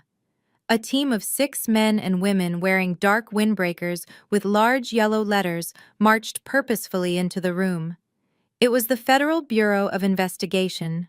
The lead agent held up a gold badge, surveying the chaotic scene with cold, professional eyes. Hotel security backed away, allowing the authorities to take complete control. The few remaining investors stood perfectly still, pressing themselves against the wall, desperate to avoid any association. I stood on the stage, holding the microphone, watching the consequences of my father's arrogance arrive. The lead agent walked directly down the center aisle, ignoring the scattered champagne flutes. He kept his eyes locked firmly on the stage. Chad was still kneeling on the floor behind the podium. When he heard the heavy footsteps approaching, he let go of the black power cables. He tried to scramble backward, hoping to disappear into the service corridors. But a tall agent effortlessly stepped around the podium and grabbed Chad firmly by the collar of his ruined tuxedo, hoisting him up to his feet. "Chad, what are you doing?" Destiny cried out from the front row, her voice raw and broken. She watched in absolute horror as the federal agent twisted her husband's arms behind his back. The sharp clicking sound of heavy steel handcuffs echoed loudly in the silent ballroom. I stepped forward, leaning into the microphone one last time. My voice projected clearly across the room, ensuring my family heard every single word. "Did you really think I was just going to embarrass you at a party, Chad?" I asked softly. "You committed severe federal wire fraud, and you funded it using a forged document attached to my name. I handed the entire forensic dossier to the federal field office 3 days ago, right after you tried to attack me in my corporate lobby. I told them exactly where you would be tonight." Chad looked up at me, his face pale and slick with sweat. He opened his mouth to speak, but the lead agent immediately cut him off, reciting the Miranda rights and listing the federal charges of wire fraud and money laundering. Chad began to weep. It was a loud, pathetic wailing that completely shattered his fake billionaire persona. He looked down at Destiny, begging her to call a lawyer. But Destiny simply turned her head away, refusing to even look at the man who spent her parents' stolen money on a 22-year-old girl. 2 agents grabbed Chad by his arms and began the humiliating perp walk down the center aisle, right past the disgusted faces of the wealthy elite. With Chad successfully removed, the lead agent turned his attention to the front row. He pulled a folded piece of paper from his jacket pocket and looked directly at my father. Calvin Brooks. The agent said, his voice completely devoid of emotion. We have a federal warrant for your arrest regarding the fraudulent origination of a home equity line of credit and the aggravated forgery of a legal trust document. Please step forward and place your hands behind your back. Calvin's eyes went incredibly wide. The reality of federal prison finally crashed down upon him, crushing his massive ego. He looked at the federal agent, then at my mother, who was trembling violently. Finally, he looked up at me, standing powerfully on the stage. He realized he had absolutely no leverage left. So my father decided to play the ultimate victim. Calvin suddenly gasped loudly, grabbing the left side of his chest with both hands. His face contorted into a mask of pure agony. He stumbled backward, knocking over a table of glasses before collapsing heavily into a velvet dining chair. He began to take short, rapid breaths, rolling his eyes back into his head. My heart, he groaned, clutching the fabric of his shirt. I am having a massive heart attack. Someone, please call an ambulance, I cannot breathe. Brenda immediately threw herself onto the floor next to him, screaming hysterically. Help him, she shrieked, looking wildly at the federal agents. He is dying. You are killing my husband. Maya, look at what you have done to your father. I did not drop the microphone. I simply watched the pathetic performance unfold. The lead federal agent did not look panicked, nor did he rush forward to perform medical assistance. Instead, he calmly reached up and pressed a button on the radio attached to his shoulder. Send the medical team in, he instructed quietly. We have a suspect claiming cardiac distress. Within seconds, 2 emergency medical technicians walked briskly through the doors. They had been staged in the hotel lobby by the federal agents as standard protocol for high-profile white-collar arrests.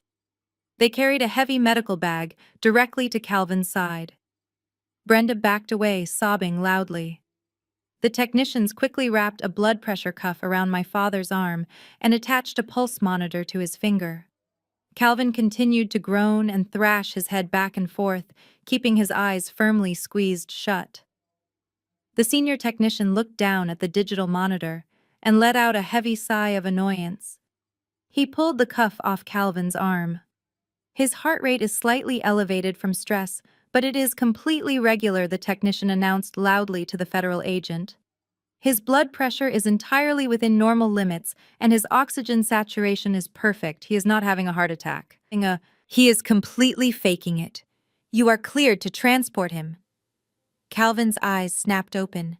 The fake agony instantly vanished from his face, replaced by sheer profound embarrassment. A ripple of laughter escaped from one of the remaining investors standing near the back of the room. It was the ultimate humiliation. Get up! The lead agent demanded, hauling Calvin roughly to his feet. The agent forcefully spun my father around and slammed the heavy steel handcuffs onto his wrists. All the fight had been completely drained out of him. He hung his head, staring down at the ruined carpet as the agent marched him toward the exit. Brenda followed closely behind them, crying loudly, begging the agents to let her ride in the police car. Destiny sat completely alone in the front row, staring blankly at the empty stage. I placed the microphone gently on the podium. The execution was officially over. 3 months passed since the grand ballroom of the hotel became the graveyard of my family's delusions. The wheels of federal justice grind slowly, but they grind exceedingly fine. Once the Federal Bureau of Investigation seized Chad's laptop and my father's bank records, the entire house of cards instantly collapsed under its own massive weight. The criminal investigation moved swiftly, leaving absolute devastation in its wake. I stood on the manicured lawn of the Rosewood estate, holding a thick stack of legal documents. It was a crisp Tuesday morning.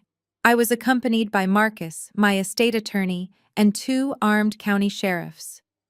The eviction notice had been served 30 days prior, but Calvin and Brenda naturally believed they were somehow above the law.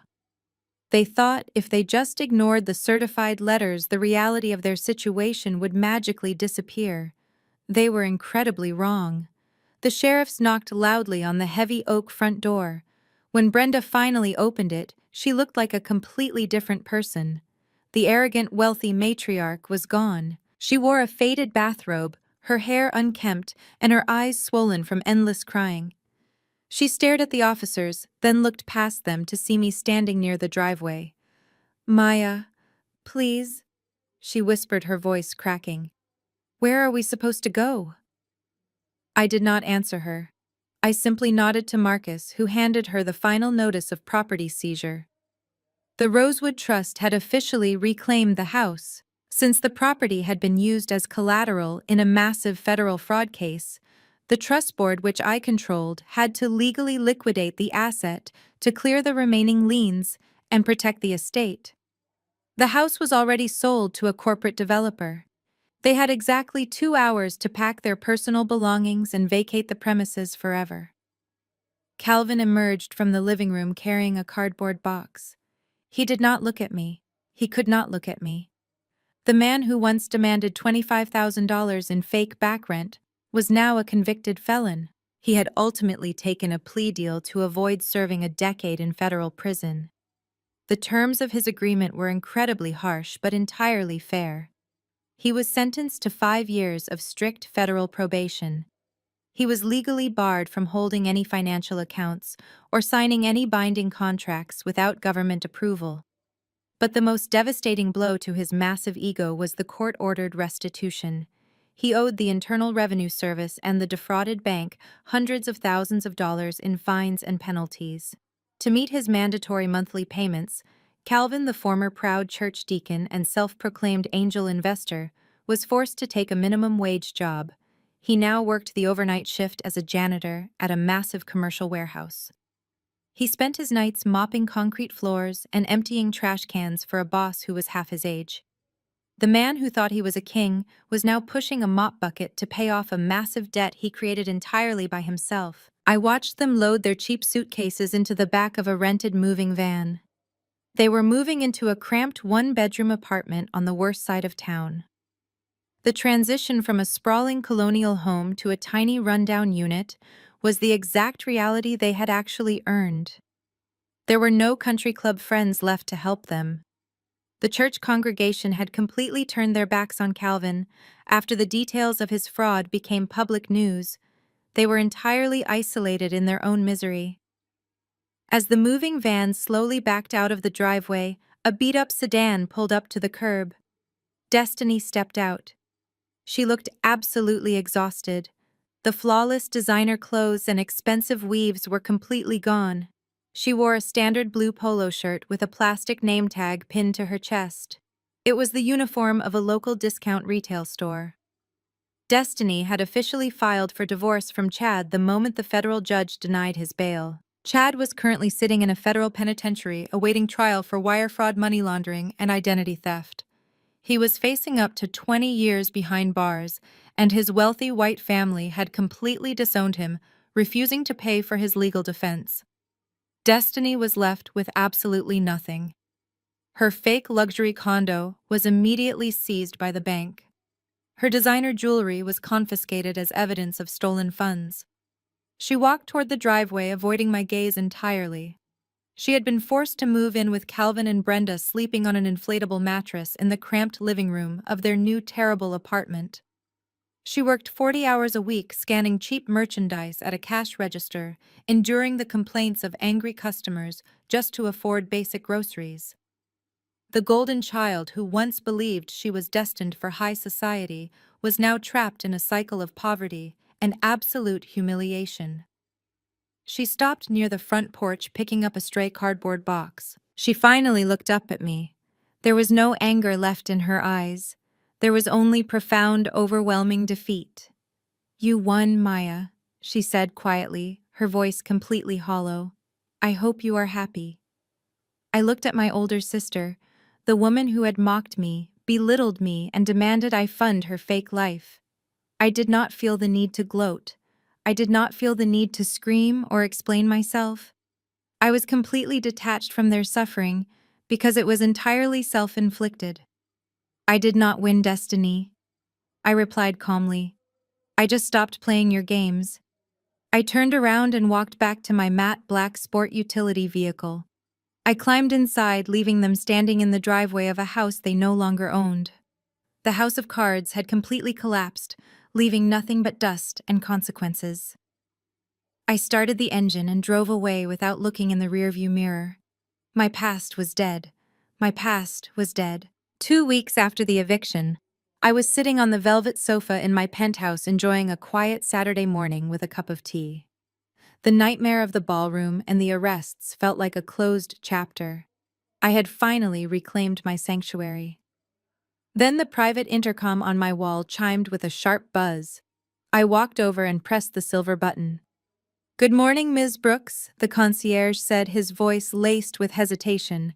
"I apologize, but there is a woman in the lobby causing quite a disturbance. She has 3 large suitcases and is insisting that she is your mother. She is refusing to leave until we grant her access to your private elevator." I closed my eyes and let out a slow breath.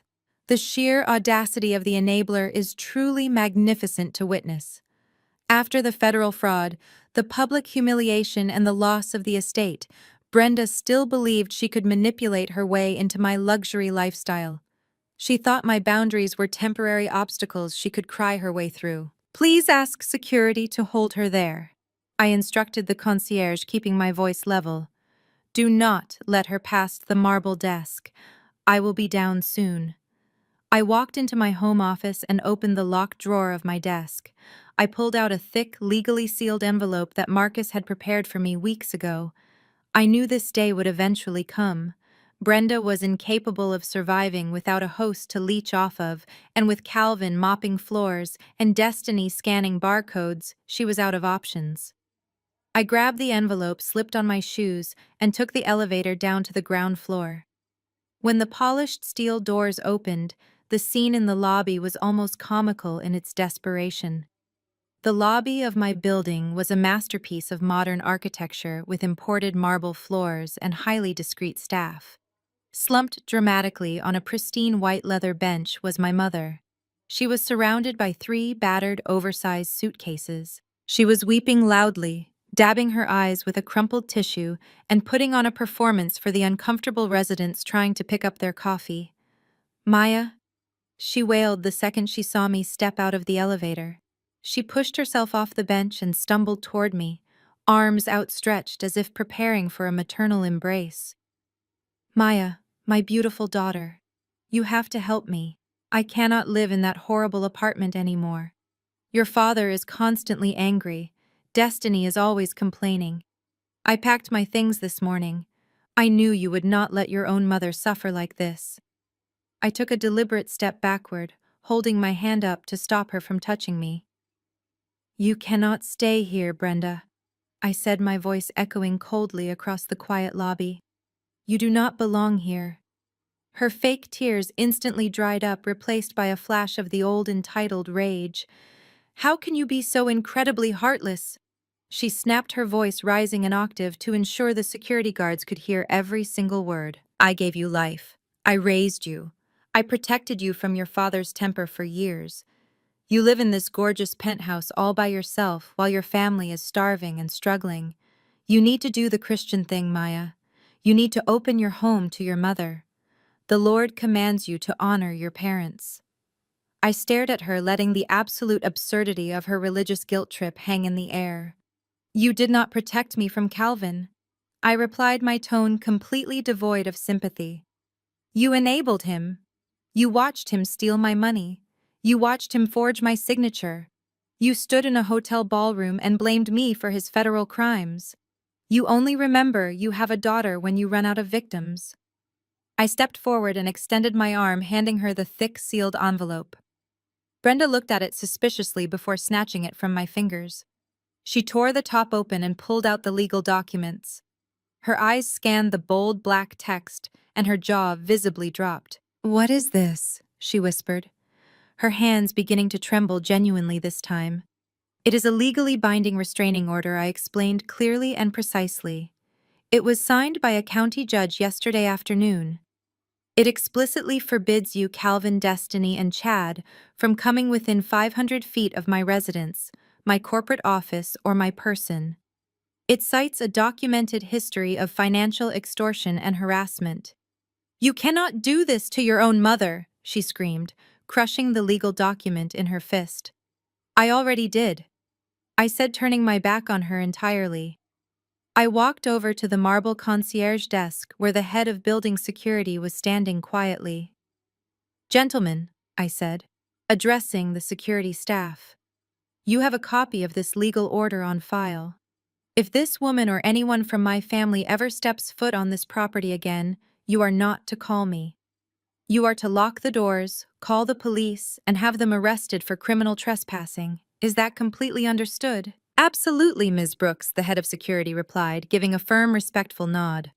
I turned back to look at Brenda one last time. She was standing among her cheap suitcases, looking incredibly small and utterly defeated. The reality of her situation had finally broken through her massive wall of delusion. There was no safety net. There was no golden child to save her. There was only the consequences of a lifetime of toxic choices. "Please escort this woman off the premises," I instructed the guards. I walked back to the private elevator, stepped inside, and pressed the shiny top button. The heavy steel doors slid shut, cutting off the sound of my mother's frantic sobbing. I rode back up, feeling completely weightless. The final tie had been severed. My home was officially a fortress now. My home was officially a fortress now. But a fortress does not have to be a cold or lonely place. Exactly 1 year later, that fortress had expanded into a breathtaking sanctuary. I stood on the expansive wooden deck of my newly purchased beachfront property in Malibu, letting the cool ocean breeze wash over my face. The sun was just beginning to set, painting the horizon in vibrant shades of gold and deep purple. It was Thanksgiving evening. I had purchased this massive modern home entirely with my own corporate bonuses and careful market investments. It was a tangible symbol of my absolute independence. When I signed the closing papers, there was no fear of hidden federal liens or forged signatures. The title was pristine, and it belonged exclusively to me. In the past, Thanksgiving was a holiday I actively dreaded. It used to mean driving to that suffocating colonial house carrying expensive groceries that I had fully paid for, only to be insulted the moment I walked through the front door. It meant listening to Calvin brag about his fake investments while he carved a turkey I had financed. It meant watching Destiny parade around in designer outfits I had subsidized while my mother made passive-aggressive comments about my career choices and my personal life. It was the ultimate display of the black tax. That is the unspoken toxic rule that because I had achieved financial success, I was permanently obligated to carry the dead weight of my family. The heavy, invisible chain that convinces you your success is a communal asset to be plundered by those who refuse to work for their own. But tonight, there was no screaming. There was no belittling. There was absolutely no tension hanging in the air. The only sounds filling my massive open-concept kitchen were the rhythmic crashing of the ocean waves outside and the warm, booming laughter of the people I actually loved. I walked back inside, sliding the heavy glass doors shut behind me. The long marble kitchen island was covered in an incredible spread of food. But I had not cooked all of it myself, and I certainly had not paid for all of it alone. Everyone had contributed out of love, not obligation. Marcus, my brilliant estate attorney, was standing by the double ovens, carefully checking the internal temperature of a perfectly roasted turkey. He had brought his husband David and their 2 energetic golden retrievers, who were currently sleeping happily by the stone fireplace. Sitting at the long oak dining table was Sarah, my senior mentor from the financial firm who had guided my career since I was a junior analyst. She was pouring a glass of expensive red wine for my best friend Elena, who had flown in all the way from Chicago just to spend the holiday with me. When the federal indictments against my father and Chad had hit the local news cycle, Elena and Sarah had been my absolute rocks. They shielded me from corporate gossip and held my hand through the emotional fallout. They never judged me for the criminal actions of my parents. These were not blood relatives. They were my chosen family. They were the people who celebrated my victories instead of envying them. They were the people who respected my boundaries instead of actively trying to destroy them. I leaned against the marble counter, just watching them interact. For 34 years, I had desperately chased the conditional love of a family that only viewed me as an automated teller machine. I had allowed myself to be emotionally battered because society constantly preaches that blood is thicker than water. Society tells women, especially successful Black women, that we must endure abuse in the name of loyalty. We are told to shrink ourselves to make others comfortable. But looking around my beautiful home, I realized that water is essential for life, while toxic blood will simply poison your entire system. Dinner was served right as the sky turned completely dark. We sat around the massive wooden table, passing heavy bowls of garlic mashed potatoes and honey-glazed root vegetables. There was no head of the table. There was no patriarch demanding absolute obedience and threatening to steal my car. We were simply equals sharing a beautiful meal in total harmony. Toward the end of the dinner, Marcus raised his crystal wine glass, tapping it gently with his silver fork. The table went quiet, turning to look at him with warm, supportive smiles. "I want to propose a toast," Marcus said, his voice full of genuine affection. "To Maya. A year ago, you walked through one of the most difficult trials a person can face. You were forced to tear down your entire foundation to protect yourself. But look at what you have built from the ashes. You built a life of total authenticity and absolute peace. You protected your peace with a titanium shield. We are so incredibly proud of the woman you are." The table erupted in cheers and the joyful clinking of glasses. I felt a sudden warmth building in my chest, but it was not the heavy, suffocating anxiety I used to feel at family dinners. It was pure, unadulterated joy. I raised my glass to meet theirs, taking a deep, steadying breath. "Thank you," I said softly, looking at each of their faces. "Thank you for showing me what a real family actually looks like." As we ate dessert and laughed late into the evening, I realized that I had finally accomplished the most important financial and emotional maneuver of my entire life. I had completely broken the generational curse. I had stopped the cycle of financial abuse and emotional manipulation dead in its tracks. The legacy of extortion and fake opulence that Calvin and Brenda tried to pass down would end entirely with them. It would not touch my future. I had paid a heavy emotional price for my freedom, but as I looked out at the dark ocean waves rolling peacefully toward the shore, I knew the investment had yielded the greatest return imaginable. The trauma was finally over. I was completely free to live my soft life entirely on my own terms, without ever looking back. I stepped away from the warmth of the dining room and walked back out onto the expansive wooden deck. The cool ocean breeze felt incredibly refreshing against my skin. The sky above Malibu was completely clear, revealing a massive canopy of bright silver stars. I leaned against the thick glass railing and listened to the rhythmic crashing of the waves against the shore below. Inside my home, the sounds of genuine laughter and clinking wine glasses continued to ring out.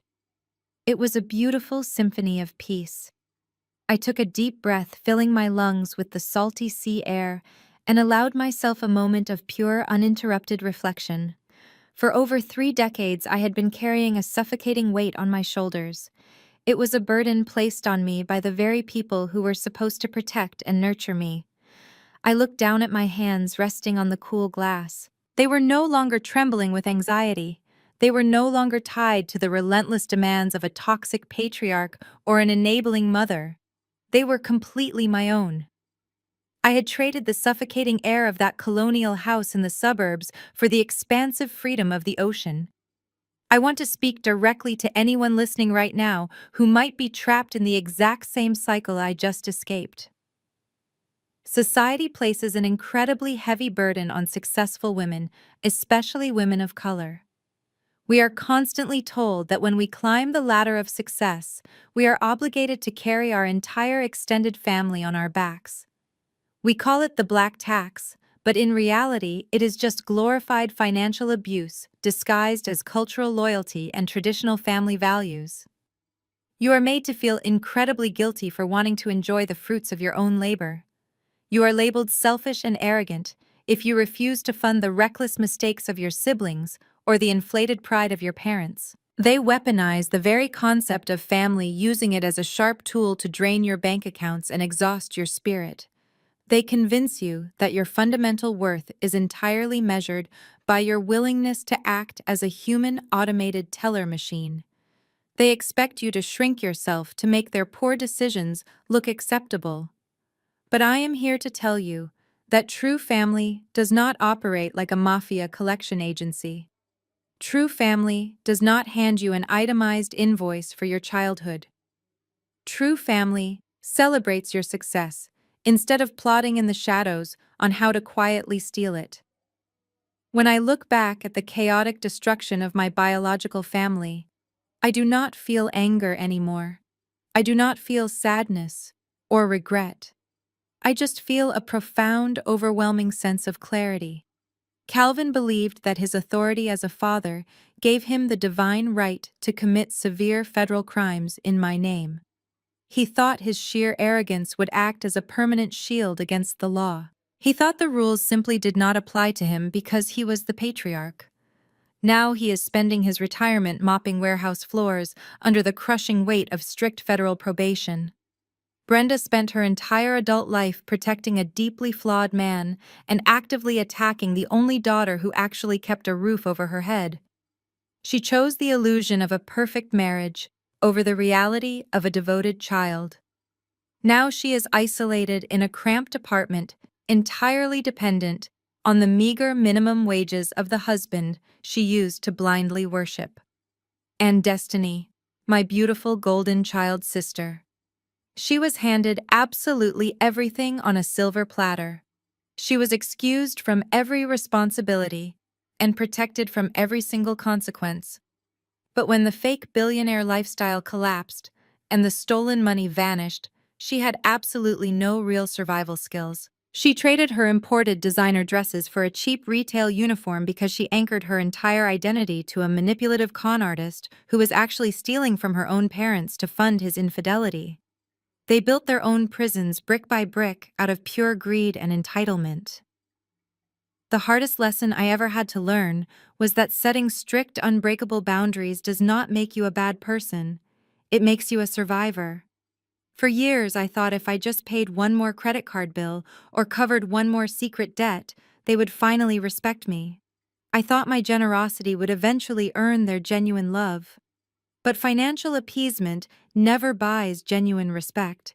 It only buys temporary compliance until the next outrageous demand arrives.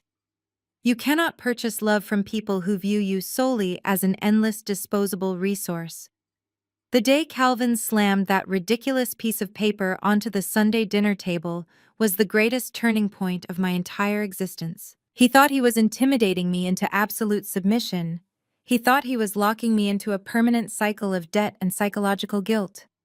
But he completely miscalculated the strength and the intelligence of the woman he raised. They demanded $25,000 for rent, but what they actually did was hand me the receipt for my freedom. That single invoice gave me the absolute undeniable permission I needed to walk away and never look back. If you are currently sitting at a table where your presence is barely tolerated, but your wallet is constantly demanded, I want you to know that you have the power to simply stand up and leave. You do not have to explain yourself. You do not have to argue with people who are committed to misunderstanding you. You are allowed to protect your peace at all costs. You are absolutely allowed to live a beautiful, soft life entirely on your own terms. Have you ever had to establish a hard boundary with a toxic family member who tried to manipulate you financially or emotionally? I would love to read your stories of survival and independence in the comments below. Please hit the like button and subscribe to the channel for more stories of surviving, thriving, and breaking generational curses. Thank you so much for listening to my journey today. Remember that your peace is absolutely priceless, and your freedom is never up for negotiation. Maya's harrowing journey through familial betrayal and extortion highlights a profound and often unspoken truth. Biological relation does not entitle anyone to your hard-earned success. The most vital lesson we can extract from her story is that setting unbreakable boundaries is not an act of malice, but a necessary act of survival. For too long, societal and cultural norms have pushed the toxic narrative that successful individuals, especially women of color, must carry the crushing weight of their extended families. This phenomenon disguises financial abuse as traditional family loyalty. Maya's family weaponized guilt and obligation, expecting her to shrink her own life to fund their delusions. However, her story shatters the illusion that we must set ourselves on fire just to keep toxic family members warm. By severing the financial arteries that kept her family afloat, Maya demonstrated that true peace requires radical detachment from those who view you merely as a resource. Her refusal to pay the $25,000 extortion fee was not just about holding on to her money, it was about reclaiming her dignity and refusing to participate in her own exploitation. Blood might be thicker than water, but it should never be a heavy chain that anchors you to generational dysfunction. The family we choose who celebrate our victories without a hidden agenda are the ones who truly matter. Ultimately, breaking a generational curse demands the courage to walk away from the very people who refuse to respect your fundamental worth. Please share this reflection with someone who needs the courage to establish their own boundaries today.